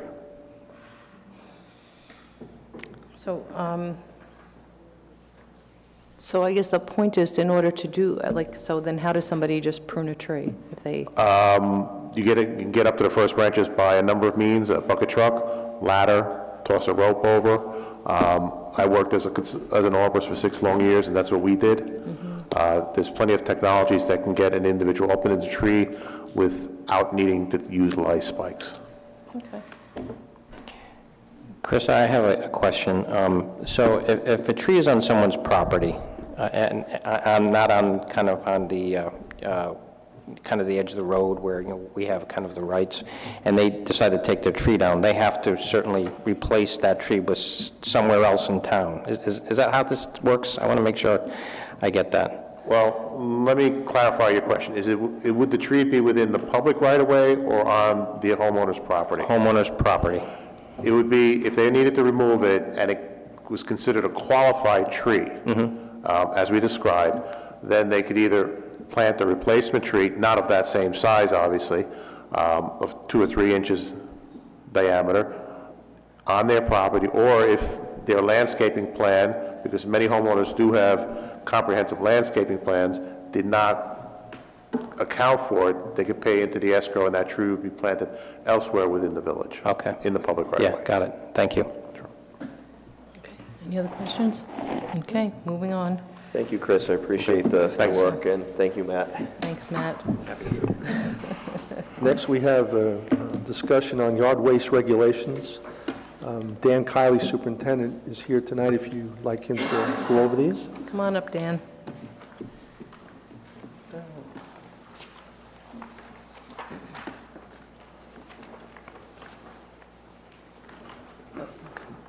Good evening. Good evening. So just, there seems to be some confusion out in the world, and that's the reason I asked to bring you here tonight and to have some bullet points about the yard waste. And I think the confusion was with the brown bags versus the clear bags, the plastic biodegradable bags. Yes. So maybe you could just walk through your bullet points and the reasoning behind the changes that we made and how it impacts the village. Thank you. The changes we made were we are separating the brush and the grass pickup. So we'll have one truck going out picking the grass up at all the residents' homes and another truck picking the brush up. The reason is we can take the branches and the brush, run it through our tub grinder, and we can make mulch out of it, which we then are able to resell. It is also more expensive dumping costs. Dumping brush and grass together is a mixed load, and it's far more expensive than dumping just straight grass. That's the reason we made those changes. The difference between the biodegradable plastic and the brown is when we put them through our tub grinder, everything goes through our tub grinder and we make the compost, we would actually have to be in there, go in there and pick out the plastic because nobody wants that on the compost. So it would make the product, the end product, it would lessen the value of it, and it would be a lot more time of us going in there and pulling all that stuff out. That's why we ask for the brown bags. Do the plastic bags damage the grinder at all? Not really, not too much. Like I said, the big cost would be taking them, removing all of it. I mean, if you saw how much we have at the compost facility, it's a tremendous amount. It would take a lot of man-hours to do that. Okay. And then the paper bags, they break down in 6 months? Yep, the brown bags break down within 6 months. The other bags take a lot longer, which is why also you'll have those little pieces and shreds everywhere. And then, when we're getting rid of the compost, when residents, we deliver to residents and anyone else, they don't want, pieces of plastic all in their compost. Right. Okay. Does anyone have any questions on this? So there was just a ton of misinformation out there over the unfortunately. bags and over why it had to be separated. And I know that we went over this initially, and we had a lot of discussion about it months ago. But we just want to make sure that residents have the right information and that it's coming straight from you. Councilwoman Walsh? Yeah, the only question I had, so I have a compost in the back, Yes. but I do like branches and twigs and stuff, and I put them in a paper bag. So how are you guys going to know which is grass and which is sticks and? We're asking that the grass goes is to be separated. So if you're going to put out your grass barrel, then if you can keep everything kind of to the side so we would see it. The guys are also told to, the guys on the trucks are told to, if they get a closed bag, just open it up, look in it. So if leave it's the the bags branches, open. leave it for the second truck, take the grass. So we should leave our bag open then so they can If you, look yeah, in and see it. absolutely. If you Okay. could, that would be a big help. Yeah, okay. So, okay. Councilman Hochet? Okay. I'm writing that best to leave bags open. Yeah. Usually fill them so And close leave to your, the top that and you leave can't your close grass them. clippings on the lawn. And actually, so that's a really good point, because the grass clippings to take away, to remove, what is the cost involved in that? It's $17 a yard for just the tipping fee. Then it's the fuel, the truck, the men picking it up, the men taking it out to the transfer site. So it's very costly. And we're learning that actually keeping the grass clippings on the lawn. Would be a big savings. But it's also healthier for the grass. Yes. That's what supposedly. Okay. All right. Any other questions? All right. So thank you very much. Have a good Thank night. you. Thank you, Dan. Thanks. Now we have the manager's report. Early bird special discount for grade and pool season badges are available for purchase online from Community Pass. Community Pass can be accessed by clicking on the picture of grade and pool on the homepage of the village website. There is a discount if purchased before May 1st. Grade and pool office will be open Saturdays, May 13th and May 20th from 10 a.m. to noon for walk-in badge sales. Grade and pool season begins June 3rd from 10 a.m. and closes at 7:30 p.m. In May, we have two important public hearings. The first is the hearing on the municipal budget, which is May 10th. Budget newsletters are expected to be going out early next week. May 10th will also be a scoping hearing on Green Acres diversion issue. May 10th is a free rabies dog clinic at the Recycling Center on East Glen Avenue. The hours are from 6 to 7 p.m. The Ridgewood Guild Film Festival started this week and continues tonight, April 26th and 27th at the Bowtie Cinema on East Ridgewood Avenue. Just as a reminder, on May 2nd from 11 a.m. to noon, there will be a free historical portrayal of Jackie Kennedy Onassis in this room. The Bergen County Department of Human Services is sponsoring the event. On April 30th, the Bergen County Utilities Authority will be holding a hazardous waste disposal, which will be collected at Bergen Community College, 400 Paramus Road, from 9 a.m. to 3 p.m., rain or shine. This service is free and an ID is required. Great. Thank you. That was painless. That was painless. Okay. Well, you're up at bat. Thank you, Mayor. Three committee reports tonight, one on open space, one on the planning board, and Mayor, feel free to add to what I say on the planning board and then on the library. I want to let you know that I'm the messenger on this, okay? So what I'm saying on open space, I want to make sure you're aware. So there were some concerns expressed by the committee regarding the Shedler resolution, and these concerns centered around the lack of communicating and what exactly was in the resolution and the opportunity for others to express their opinions. It was asked by the Open Space Committee moving forward that heated issues such as this be communicated well in advance with the specifics of the resolution.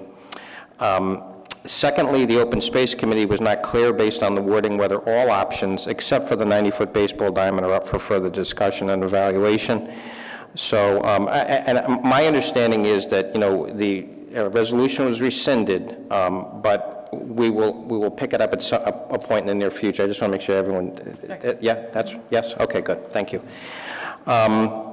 The resident survey was recently completed and is being evaluated by the committee. We received over 400 responses out of 1,000 sent out. The preliminary findings are as follows. There is a general lack of awareness of many of the open spaces and parks. Some of it has to do with lack of accessibility and thus a lack of use. There seems to be, and this is from the residents, by the way, the responses. There is a balance, there's a balance needed of active and passive use, and moving forward with land acquisitions, we should strive towards active and passive uses. And then the residents also express a need for improvements of actively used open spaces. And so the intention is to present the findings to the council in the very near future, and to provide a summary document for potential use with the master plan. Planning Board met on April 18th. We discussed the KS Broad development, which is on the corner of Broad and Franklin. Franklin, as many know, is a county road. A lot of the discussion centered around traffic improvements and circulation on Franklin Ave for pedestrian and traffic safety. There was a concern based on traffic lights on both Franklin and Broad and Franklin and Oak that they're not necessarily going to help the situation with the development and the pedestrian and car and traffic it would affect in the periphery, and that means at Wellesley Square, also means on the corner of Franklin and Maple, and also on the corner of East Ridgewood Ave and Maple itself. And so the hope is at some point that, as we're looking at these particular updates to the traffic intersections and the lighting, that we would potentially update the other ones as well. There was also concern expressed about some of the sewage that emanates from KS Broad and whether this will affect the pipe infrastructure in the area. And the question is how that is going to affect, whether or not we need to upgrade that particular aspect of the development itself. May 16th is likely going to be a vote by the Planning Board on the KS Broad development, and there'll also be a presentation on the Enclave site review. And I think the anticipation is that the vote will also potentially occur on the Enclave. I'm not sure. On which? On the Enclave, that night too? No, it's too... We haven't heard anything. We haven't heard any testimony on that at all. Okay, yeah, so that's still in process. May 2nd, the Dayton site plan evaluation is likely to come up for vote, and the Dayton is on South Broad, which is the old Brogan site. It's to the west of Mount Carmel. The Library Board of Trustees meeting met last night. As Nancy Green had expressed, there is concerns about parking in and around the Village Hall area with, the competing interests of Village Hall, Vets Field, and the library. I know the mayor had worked previously on some of the issues in updating the village code, and I think that information will be extremely helpful in us moving forward as it relates to the parking in this area. Library continues to chug along on its budget, doing fine. Finally, I wanted to, if it's okay, I wanted to talk a little bit about the Central Business District and some of the stuff we've done with the employees. And I know that many of the council people have expressed frustration as it relates to some of the things we put in place, and the Central Business District is not... we've given them the tools and they don't seem to be used. And I'm in line with that, and I'm extremely frustrated with what's going on in the Central Business District and the fact that they've been given the opportunity to move the employees and the employees are not moving. The ask here is they need to step up. I think the Central Business District needs to step up, and they need to do their job based on the tools they've been given. We received a letter last week, it was to you, Mayor, expressing concern, and actually this person got a ticket because they couldn't find a parking place, and they were looking over at the employee parking area, which was wide open, and they couldn't park there, and ended up getting a parking ticket for that, and these kind of things can't continue to happen. The hope is that the Central Business District and the businesses there will step up and start to use the tools that have been provided to them and moving some of the employees to the peripheral areas. So, thank you. Appreciate it, Deputy Mayor. Thank you, Mayor. The Green Team met yesterday downstairs in the garden room. We're moving forward with this year's resubmission of our application to Sustainable Jersey. The first deadline should be the first deadline is June 4th for submissions, and then there's a review, and then we'll hear back by around September, and then November we'll know. As it stands right now, our submission looks pretty good. So the first year that the Green Team was in existence, we compiled all the information necessary, and we were certified at the bronze level through Sustainable Jersey, which opened us up for grant opportunities. One we're waiting to hear back. We should hear back pretty soon for that one, for a tree survey that we're planning on doing, so we can have a better plan for maintenance and replacement going forward. We'll have specific locations and needs and conditions of trees and things like that, things of that nature. We need what they consider 3 priority actions, so there's a whole host of actions and lots of points and things associated with this, but for certain levels you need certain priority actions and points, and we have the 3 that we need to be certified at the next level, and that's a silver level, and we're looking pretty good. The committee's rolling along, and we're pretty confident we'll be able to attain that and be open up for some more grants to help with sustainability and green initiatives. I just wanted to send out a quick thank you to Jim Albano and the RBSA for the baseball softball parade that they held on Saturday. Actually, this weekend was a pretty busy weekend for Ridgewood. There was a lot going on. That was great. It was well attended despite the weather.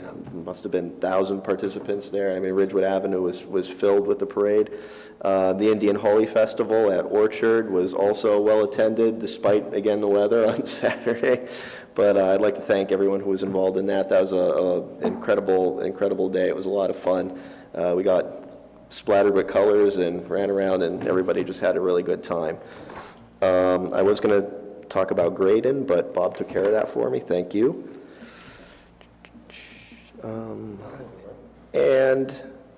Oh yeah, of course, Earth Day. So Earth Day I saved for last because it was such a successful day, and the Daffodil Festival and everything that happened in the park was fantastic. So it was really the only day that was really nice in the past almost week, and we appreciate that. The day had a lot of contributors. There was a lot of success. I'd like to thank Tim Cronin, Director of Parks and Recreation, for helping with the setup and all the activities there early on. Also, Deputy Director Nancy Bigos, who was phenomenal, working with REACT member George Wolfson and Cynthia Hallaby from the Ridgewood Conservancy for Public Lands to really bring everything together and fill the park and just create such a wonderful, vibrant. It was an incredible day. Everyone just had so much fun. I'd also like to thank Vic Amoruso for helping with the setup. I'd also like to thank Angela Lehmans, Chair of Ridgewood Environmental Advisory Committee, Monica Buser, the Chair of the Shade Tree Commission, Jiffy Vermillion, Chair of the Green Team, and Green Team member Bob Upton, Shade Tree Commissioner Carolyn Jacoby, Lisa Summers, Emily Shevlin, Green Team member, Yin Yin Du, REACT member, and special thanks to Braun Sutherland, the Shade Tree Commissioner, for hosting 500 whips, small trees about like this, currently in her yard. She's potted a bunch of them up. She's taking care of them, making sure that they're staying alive, staying hydrated, and some of those trees will end up in the nursery that we're putting together behind the recycling center, and some of those trees may end up in shade commissioners' yards, including my own for a bit until we figure out what we're going to do with them. But right now she's taking care of everything, and we're greatly appreciative of all of that. And that's all I had. Thank you. Thank you. Councilwoman Walsh? Thank you.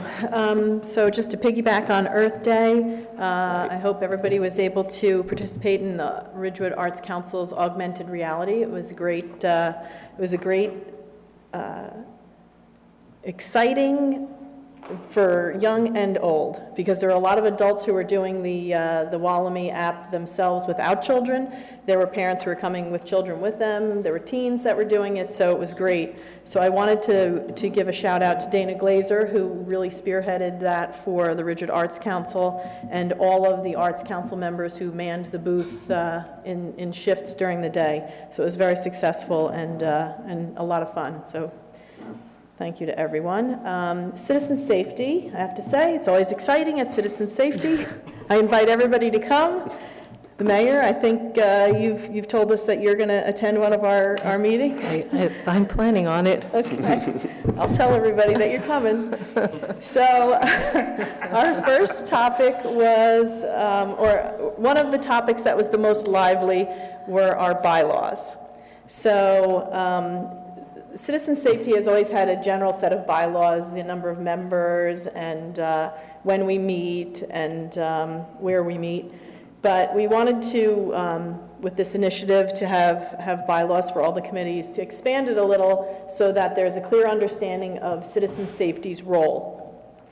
And understanding that citizen safety is an advisory committee to the council. So we had a very lively discussion about it and what each member feels is the responsibility of citizen safety and what should come to the council and what should be discussed at citizen safety, and perhaps for the members of the police department, the engineering team, and anybody else that is a village employee that's attending the meeting, there are some things that they can just take back and work on. If it's a simple, there's a sign that's faded and needs replacement, the engineer could just go to Signal and say, we need to replace a sign. That doesn't have to come back here to the council for our review or approval. So as we had that discussion, there were several people there that had been involved with different things that had come to the council for discussion. So basically what we were saying in the discussion was that there should be a consensus for a topic to come to the council. And by consensus, we truly mean the majority of members who are actual members would say, yeah, we're in favor of you sending this topic up for discussion at the council. Mm-hmm. So if there happened to be all the members there and there's 50-50 split, it would come to the council. If it was only two perhaps dissenting votes, that would come to the council. But if everybody felt strongly that it could be worked on in the citizen safety meeting there with the village employees that were there, then it wouldn't come up here to the council. So that's going to be in our bylaws for approval when it gets here. But again, it was a lively discussion because a lot of the people that were there had been involved in different things like Clinton Avenue, Bogart Avenue. There were lots of different things, and how does it get here and what happens. So we're going to clear that up. So I'm partnering with Barbara Sachs, and we're working on that to kind of flesh it out for the rest of them to see. Want to give a big shout out to Jovan, Jeannie Johnson, and Chris Rudishauser. The Safe Routes to School grant that the village got was $400,000, which is probably more than most municipalities in the state get ever. So they will be discussing what will be the next steps with that grant and all of the plans that they had. There's no information yet on the TAP grant that was applied for, so we're kind of waiting on that. Another lively discussion was Franklin Avenue, which I know you guys are knee-deep in, and I'm glad that you're really on the same page as citizen safety, because we realize that there is a tremendous, and I don't think I'm even being there's a tremendous safety issue that is potentially going to happen with all of the developments off of Franklin Avenue. So one is already approved. There's another at the planning board now. There's another on Broad Street that will come up.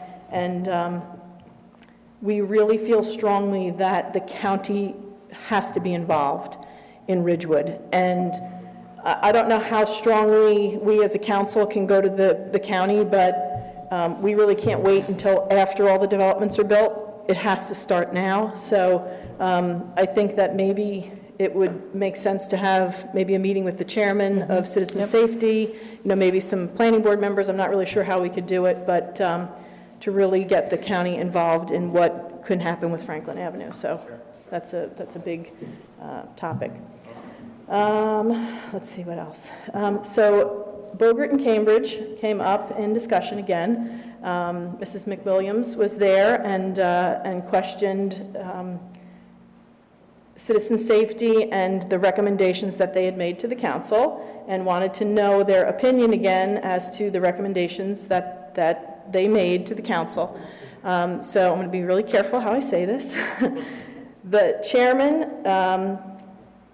wanted to make sure that the council knew that at the time that they were discussing the Bogert-Cambridge area, that they realized there was a safety issue there, and that they made the recommendation for the engineer to go out and take a look at the Bogert-Cambridge area and make a recommendation. So they wanted the council to know that they support whatever recommendation the engineer had made initially.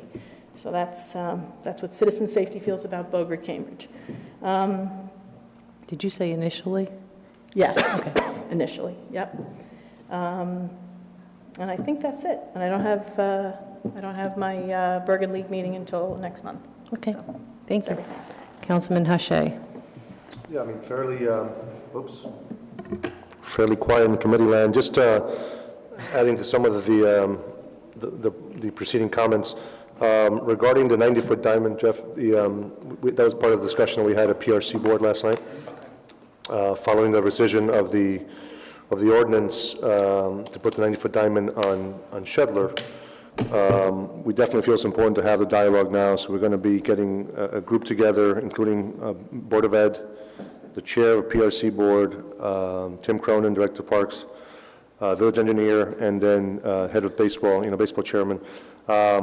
To really have a discussion about what we can do. But we need to look at not only locations, but also at the enrollment numbers, the projections of where we see the greatest need, field usage. I know we have a shortage of 90-foot diamonds in town, but field usage is particularly high at the younger ages. And looking at some alternatives like Hawes, which it's not new, that's been talked about before, but also Maple Field potentially. So, kind of looking at different ways that we can do this. And once we can have something that's concrete, we'll bring it back to PRC and kind of come up with a recommendation for the council. Deputy Mayor, one of the things that I think is important to highlight with Graydon, it's really congratulating the efforts of the ad hoc committee. And we looked at the preseason enrollment numbers. Amazing. I mean, triple what it was in April 2016. That's what's come in so far. And we're not even done with April yet. So I'm assuming by Monday we're going to have even better numbers.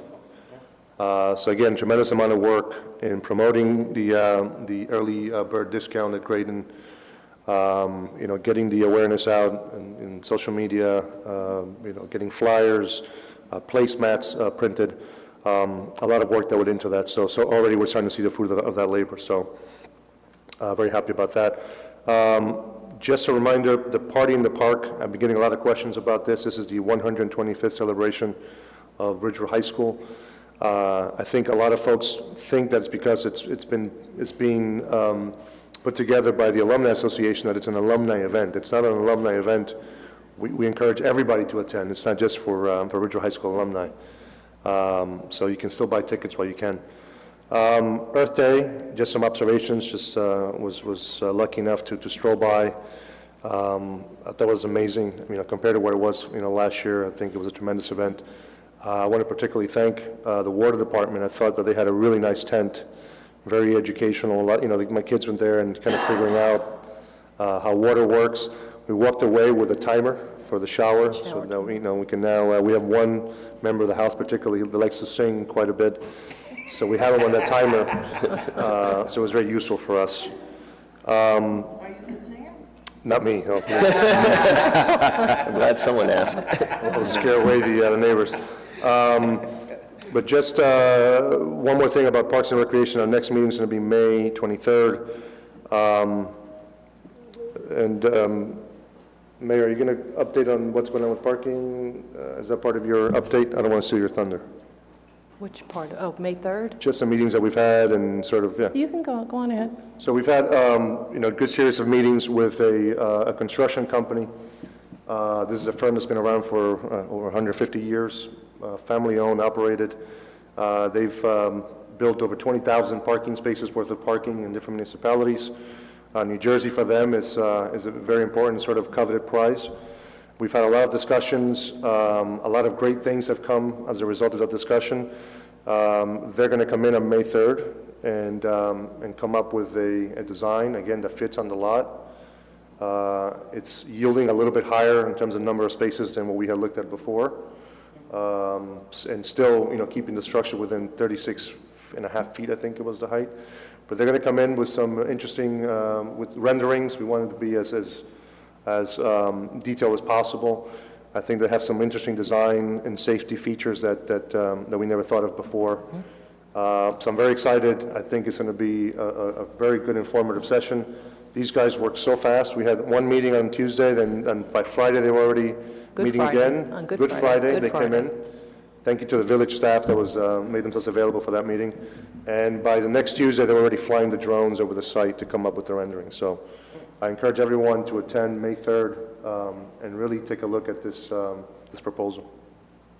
And that's it. Yeah, so just to tag on that, so the drones, what they are doing with the drones is coming up with a 3D, I guess a 3D, what do you call that, experience of what the garage will actually look and feel like in its space, in its place, how it works and interacts with the other buildings, how it fits aesthetically in terms of height, size, scale, mass. And so this is going to be interesting because it will really give us a better flavor for how this works within our central business district and in that area in particular. So it was actually pretty exciting with the drones. We get to use our AV stuff next week? Yeah, actually, we're going to ask them, we will ask them to put everything, I think we spoke to them about putting everything on a little jump drive and then we just plug it in. So it's really, I mean, the technology is great and we have it, and so we should use it. So a couple of things. Thank you to the Ridgewood Indian community for inviting the Village Council to the Holy Festival or celebration of colors, which welcomes spring in the Indian tradition. And it was a lot of fun, and the one thing that the Deputy Mayor left out was we also had the opportunity to sing happy birthday to Jiffy Vermillion and to our own Councilman Hache, who celebrated his birthday on the same day. Right. Yes, he's celebrating the 20th anniversary of his 20th birthday or something like that. Okay. I did unfortunately have heard only the best things about Earth Day and had to miss it due to a bridal shower, a very exciting bridal shower, but had to miss Earth Day nonetheless. So I heard only wonderful, wonderful, wonderful things, and I do understand that the Arts Council exhibit, you can still go out with the app and still locate the artwork. If you had to miss it, like I did, you can still go out and participate. The Ridgewood Guild did kick off their film festival this evening, which is really exciting. You go tomorrow night. It was a lot of activity and excitement and some soap opera stars there, and the Ridgewood Guild was really working the whole program. And tonight they will select the winners of the student film program that will receive, the winner will receive a $500 scholarship to school. So that's a really nice program, and as I said, it was really just a lot of activity and really exciting. Just for a moment to go back to Planning Board, I just wanted to expand on the waste, the sewage lines. So the issue that came up with the sewage lines that Councilman Voigt raised earlier, and it kind of goes, I want to say somewhat hand in hand with the Citizen Safety Advisory Committee, their concerns along Franklin, and really what's going on there. The issue with the sewage lines is that the existing piping is in all likelihood too small. And so the developer would have to bring up to an appropriate pipe size for that particular development. And so the question was raised as to how far, because you're talking about pipes in the street, they're underground, and so how far does that piping have to be replaced by the developer, which was on this particular one, K&S, is from Broad Street to Chestnut. But of course the question is, if you have a 3-inch pipe and you correct it all and put in a 5-inch pipe, it goes back to the 3-inch pipe at Chestnut heading east. And so the next question is, of course, well, what happens to the rest of the pipe, because you're not going to put in a 5-inch pipe and then go back down to the 3-inch, or whatever that size is, so don't hold me to the actual size, I don't know. And that ultimately would be at the taxpayer expense to replace all of that. And so at this juncture, what we really need to do is better understand what the piping is below ground, and understand what the potential is and the potential impact to the residents and taxpayers of the village. And again, it goes to that question about the Franklin Ave, because, and as Councilman Walsh pointed out, the Chestnut Village was approved, and now we have the K&S Broad Tuesday, and then the Enclave right after that, and then the Dayton. And these are very, very, very big buildings. They're big developments, and it brings a lot of activity. So it's something, I would actually suggest that perhaps the Citizen Safety Advisory Committee would like to come to the Planning Board meeting on Tuesday evening and maybe have a conversation and talk to the Planning Board about what's going on there. Let me just see what else. Of course, that went off. Okay. So just for the record, tonight is Dave Scheibner's last night. I don't know if he's still at the Wyckoff Planning Board, trying to get, no? Maybe. Oh, okay. Today's his last day, right? I think today was his last day. Today was his last day, so we wish not Dave like- only the best and happy, joyful, wonderful retirement. In terms of the bylaws, I wanted to thank Inez Bunza, who actually put together very quickly and efficiently and effectively bylaws for the Ridgewood access. And I did miss that meeting Thursday because I had the opportunity to attend, actually with our village attorney, the Rotary AM Humanitarian Award ceremony and dinner honoring B and Jim O'Rourke, who are also not just the greatest humanitarians in the village of Ridgewood and some of the best people I know, but also very, very dear friends of mine. So it was an honor, truly an honor and privilege to be there and to present proclamation and flowers, and we were just thrilled to be there. I'm sure Matt would agree. And finally, baseball parade, Mike covered.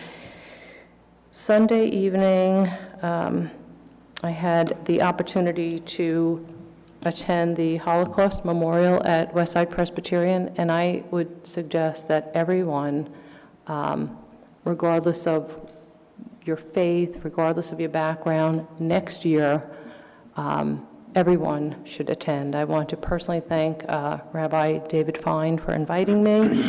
It was one of the most moving moments, and what's remarkable is the number of people within our own community, friends of mine, that were so impacted by the atrocities of that moment in history. And so it was absolutely just beautiful and moving, and everybody should take that time to attend if they can next year. So we'll actually give a lot of advance notice on this. Unfortunately, the rabbi emailed me in very late and gave me very short notice on it, but I managed to get there, and I'm glad that I did.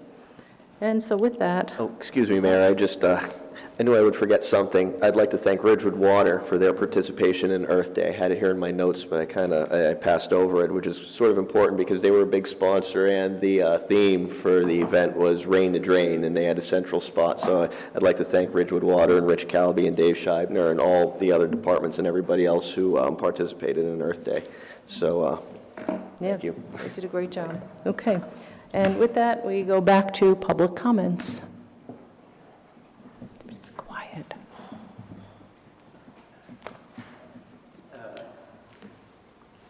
Rorik Halaby, 374 Evergreen Place. I must admit, I'm not often wrong, but I was wrong tonight. I had estimated that we were going to be losing 58% of the oval. And I look at this plan, it's more like 80%. 80%, and that's more than a small patch of grass. Also, I recommend very, very strongly that Chris, I'm a big fan of Chris, and he's a great engineer, but he bring in someone who understands the dynamic of a parking lot. A parking lot is more than something static. I park there, my wife drops me off 2 or 3 days a week. Now, we have a bottleneck going in, going out. It's going to back things up to I don't know where. Plus, all the parking places that are angled are now perpendicular, which means it's going to take that much longer to get in. You have to study these things, you know? You have to be critical about these things. It is silly. This is the craziest design I've ever seen. It doesn't make sense. For 41 spaces, here we are losing a historic park in Ridgewood, making it almost unusable, and the way it's going to back things up. I know a normal day, when my wife drops me off, things get backed up I don't know how long. People dropping people off, or people trying to get in. And you try to get into a perpendicular parking place, so an angle, it's going to take that much longer. You know, you really have to think about it. And then why are we doing this? Because it's a diversion from the need for a garage. You've delayed the garage for a year now. Now things are picking up. I know the elections are coming up, and I have a feeling you two are running, and you don't want to run for a re-election without a garage. So everyone now is going to start talking about these terrific things that you're doing. But why are we doing this? For what? For what? So I would urge the engineer to bring in a guy who knows his way around parking lot design. I can tell you, it is impossible. This will delay things tremendously and make things much, much worse. Thank you. And by the way, I'm willing to make a bet with the mayor. I remember distinctly you're saying the trees are dead. If I'm wrong, I will apologize publicly to you. I'll also make a contribution of $200 to your church. If you are wrong, and because you had said that... I'm going to erase the tape. No, just kidding. I know. Well, I'm glad we're both laughing, because I would have turned it into a friendly thing. If you are wrong, I think you owe the village an apology. You did make reference to trees. You know what, I'm going to I'm going to stop you. I said, I don't recall saying all the trees were dead. So let's just be clear on what my statement was. But you had. Thank you. Anyway. Thank you. But again, please, I urge you, have the village engineer bring in someone who's an expert on parking lot design, because this is going to be a disaster. Thank you.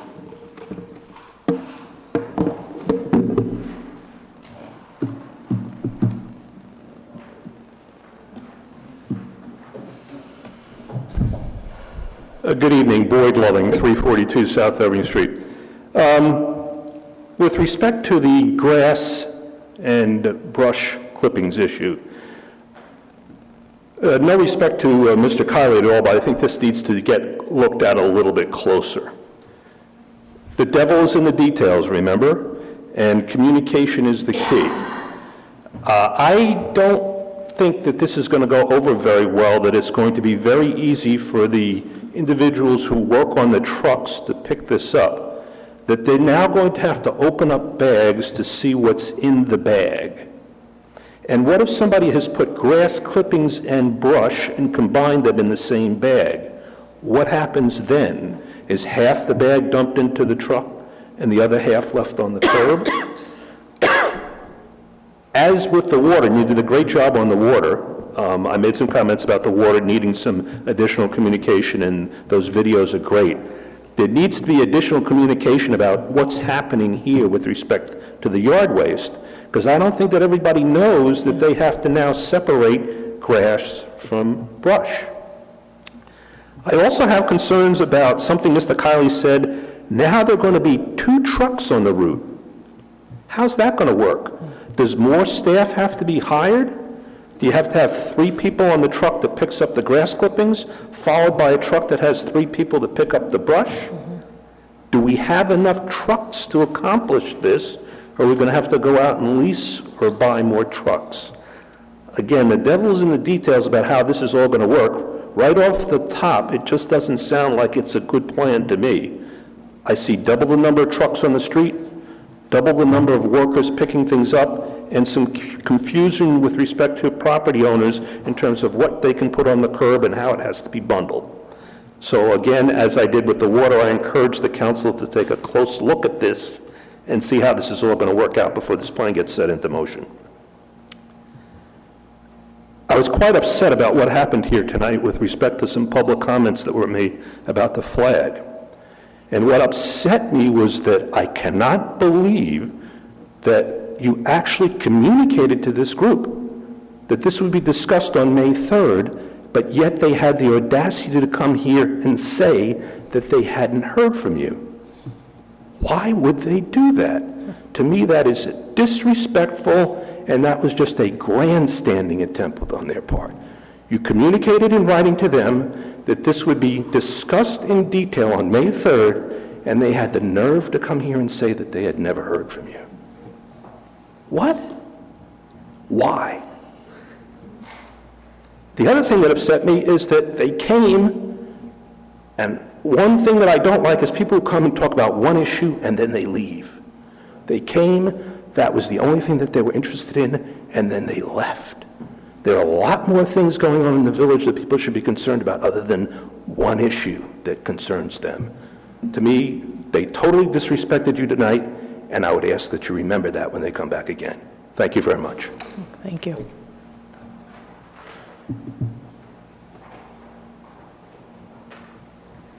Hi, Melanie McWilliams, 431 Beaufort Ave. I have a question that's sort of funny first. I don't know if Ramon or Councilman Shea can answer. The party in the park, the attire is listed as cocktail attire, and some ladies are wondering if there'll be a dance floor so that they can decide whether or not to wear heels. I'm serious. You know, I didn't want to say this before because I want to make sure I buy my ticket first, but Nick Cannon, celebrity DJ, is going to be there? So there'll be a dance floor? We'll be cutting. Like a light up dance Absolutely. floor? Okay. I just wanted to also quickly, I wanted to see how far Bernie went with the issue from citizen safety. She was very nice in being delicate with what was said, but what they had said is that they recommended the initial recommendation of Chris Rudisauser, which was sidewalks on Bogart and Cambridge Ave. And beyond that, his secondary recommendation, which was what is in place now, and he mentioned he changed it down to the amounts that are currently being discussed at somebody, he wouldn't say who, but at somebody else's suggestion. So I've been researching, and it's a lot to dig through, but we're in a school zone. We're well within 200 feet of a school, and certainly 500. And definitely within, I think it's a quarter mile or something that constitutes a radius of a school zone. And I'd like to just ask that before you change anything back, and certainly make it sort of more dangerous. I wonder if cars coming in and out and moving within a brief hour of time that actually is sort of still in the window of when people are walking. It's actually going to be more dangerous. We'll have more people pulling in, people parking. It doesn't cover sight lines where you are proposing it. So I'm wondering if while we just take a minute to investigate how far is the school zone and what state regulations exist, can the issue be tabled, or will you consider tabling any changes until that can be looked at further?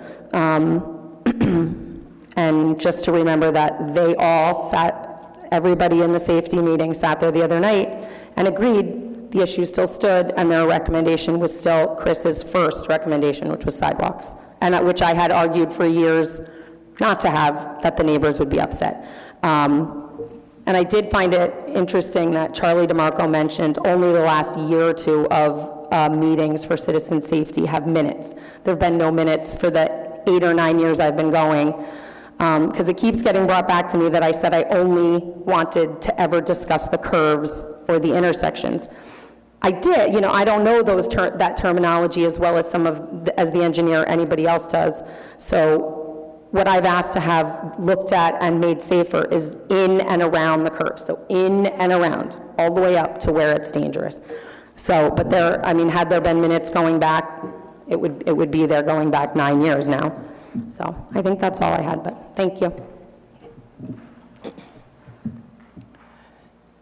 So I'm going to just respond to that just for a moment, because the question, when I asked about, did they say initial, from just based on the minutes that I had reviewed, the initial recommendation was the traffic calming lines, and that is what was in the minutes, that's what was recommended, and that was what was approved in October by this village council. And so I'm not sure, maybe there was other discussion, I don't know, but I was, and the other, to the other point, and that's why I just would hope for clarification on that, because there's no doubt that that's what's in the minutes. And then the other issue is in terms of what was asked for and what wasn't. I based I guess it was in emails, it's a lot of email communications that went back and forth, and support that the original discussion was about the curve. So I just can only, relate that. So just for clarification, this had been discussed at Citizen Safety prior to this council discussing it. And from what I understand, from the times as I wasn't on Citizen Safety when they were discussing some of these things, that the initial recommendation was sidewalks. Sidewalks, of course. And then, and that's why I was very careful as to what I said, because we repeated it, because I said, I'm going to be going back to the council. I want to make sure I say exactly the right thing. And they said that they fully supported the engineer's initial recommendation. Of sidewalks. Of sidewalks, and then his recommendation, if there weren't going to be sidewalks, to be whatever he was recommending for the safety measures on Bogart, Cambridge, and the Oval. So I guess my void in this is that what we did approve, what was recommended by Citizen Safety Advisory Committee, were the traffic calming paint lines. And so I think that we need some clarification on that, because there's certainly some disconnect there, or some issue with information. I don't know where it came from. It's in the minutes, it's in the ordinance, it's in the resolution, it's everywhere. So Citizen Safety apparently, and maybe the deputy mayor can talk about the times that they talked about it, this has been a conversation of theirs for a while. So that's what I think they were referring back to. I can't recall conversations right now that we had. We had a lot more conversations about Clinton Avenue sidewalks and things like that. This is... We're still having them. Yeah, I'm sure. So I have to get back to you right now. I have to check my notes and see. I really can't recall anything. If it was, it might have only been 1 or 2 meetings maybe. Or maybe it was a meeting. I might have missed 1 or 2 meetings, so it might have been something that I missed, but... Yeah, I think the overwhelming concern, and that was the concern that we had, that residents had, that were opposed to the ordinance, was that, there are things that we can do, which we plan on doing, that will make that corridor safer. The 500-foot mark, Chris explained that actually to Citizen Safety and how he came up with the 500-foot mark and the reasonings behind the 500-foot, because they even said, where did the 500-foot come from? So, I think that the challenge in that corridor there is a lot of kids walking, a lot of fast cars, and people disobeying the traffic rules. So if we can be more clear as to where you can park and where you can't park, Yes. by way of, and I know Chris hates this, and he's not here right now, but, mark the curbs. Right, mark them. If we have to do the marking of the curb so that people know not to park there, because you're never allowed to park on a curb, I didn't know that. Mark it so that you can't park there, and then it will be easier for people to understand the process and where they can park and where they can't, so. Okay. All right, great. So with that, we'll take a resolution to go into closed session. Be it resolved by the Village Council of the Village of Ridgewood that the Village Council meet in closed session on April 26, 2017 at 7:30 p.m. or soon thereafter as the matter on the agenda can be reached, and that said closed session be held in the caucus room on the 4th floor of Ridgewood Village Hall, 131 North Maple Avenue, Ridgewood, New Jersey. Be it further resolved that the matters to be discussed in closed session are limited to legal matters to include RCRD litigation, COA litigation, and Valley Hospital. These matters are allowable under NJSA 10:4-12 as sec. Be it further resolved that the minutes of this meeting shall be made available to the general public when such matters have been deemed completed by resolution of the Village Council. May I have a motion? So moved. Second. All in favor? Aye. Any opposed? Thank you. I had a feeling that citizen safety thing was going to be thrown back my way, so I was beforehand.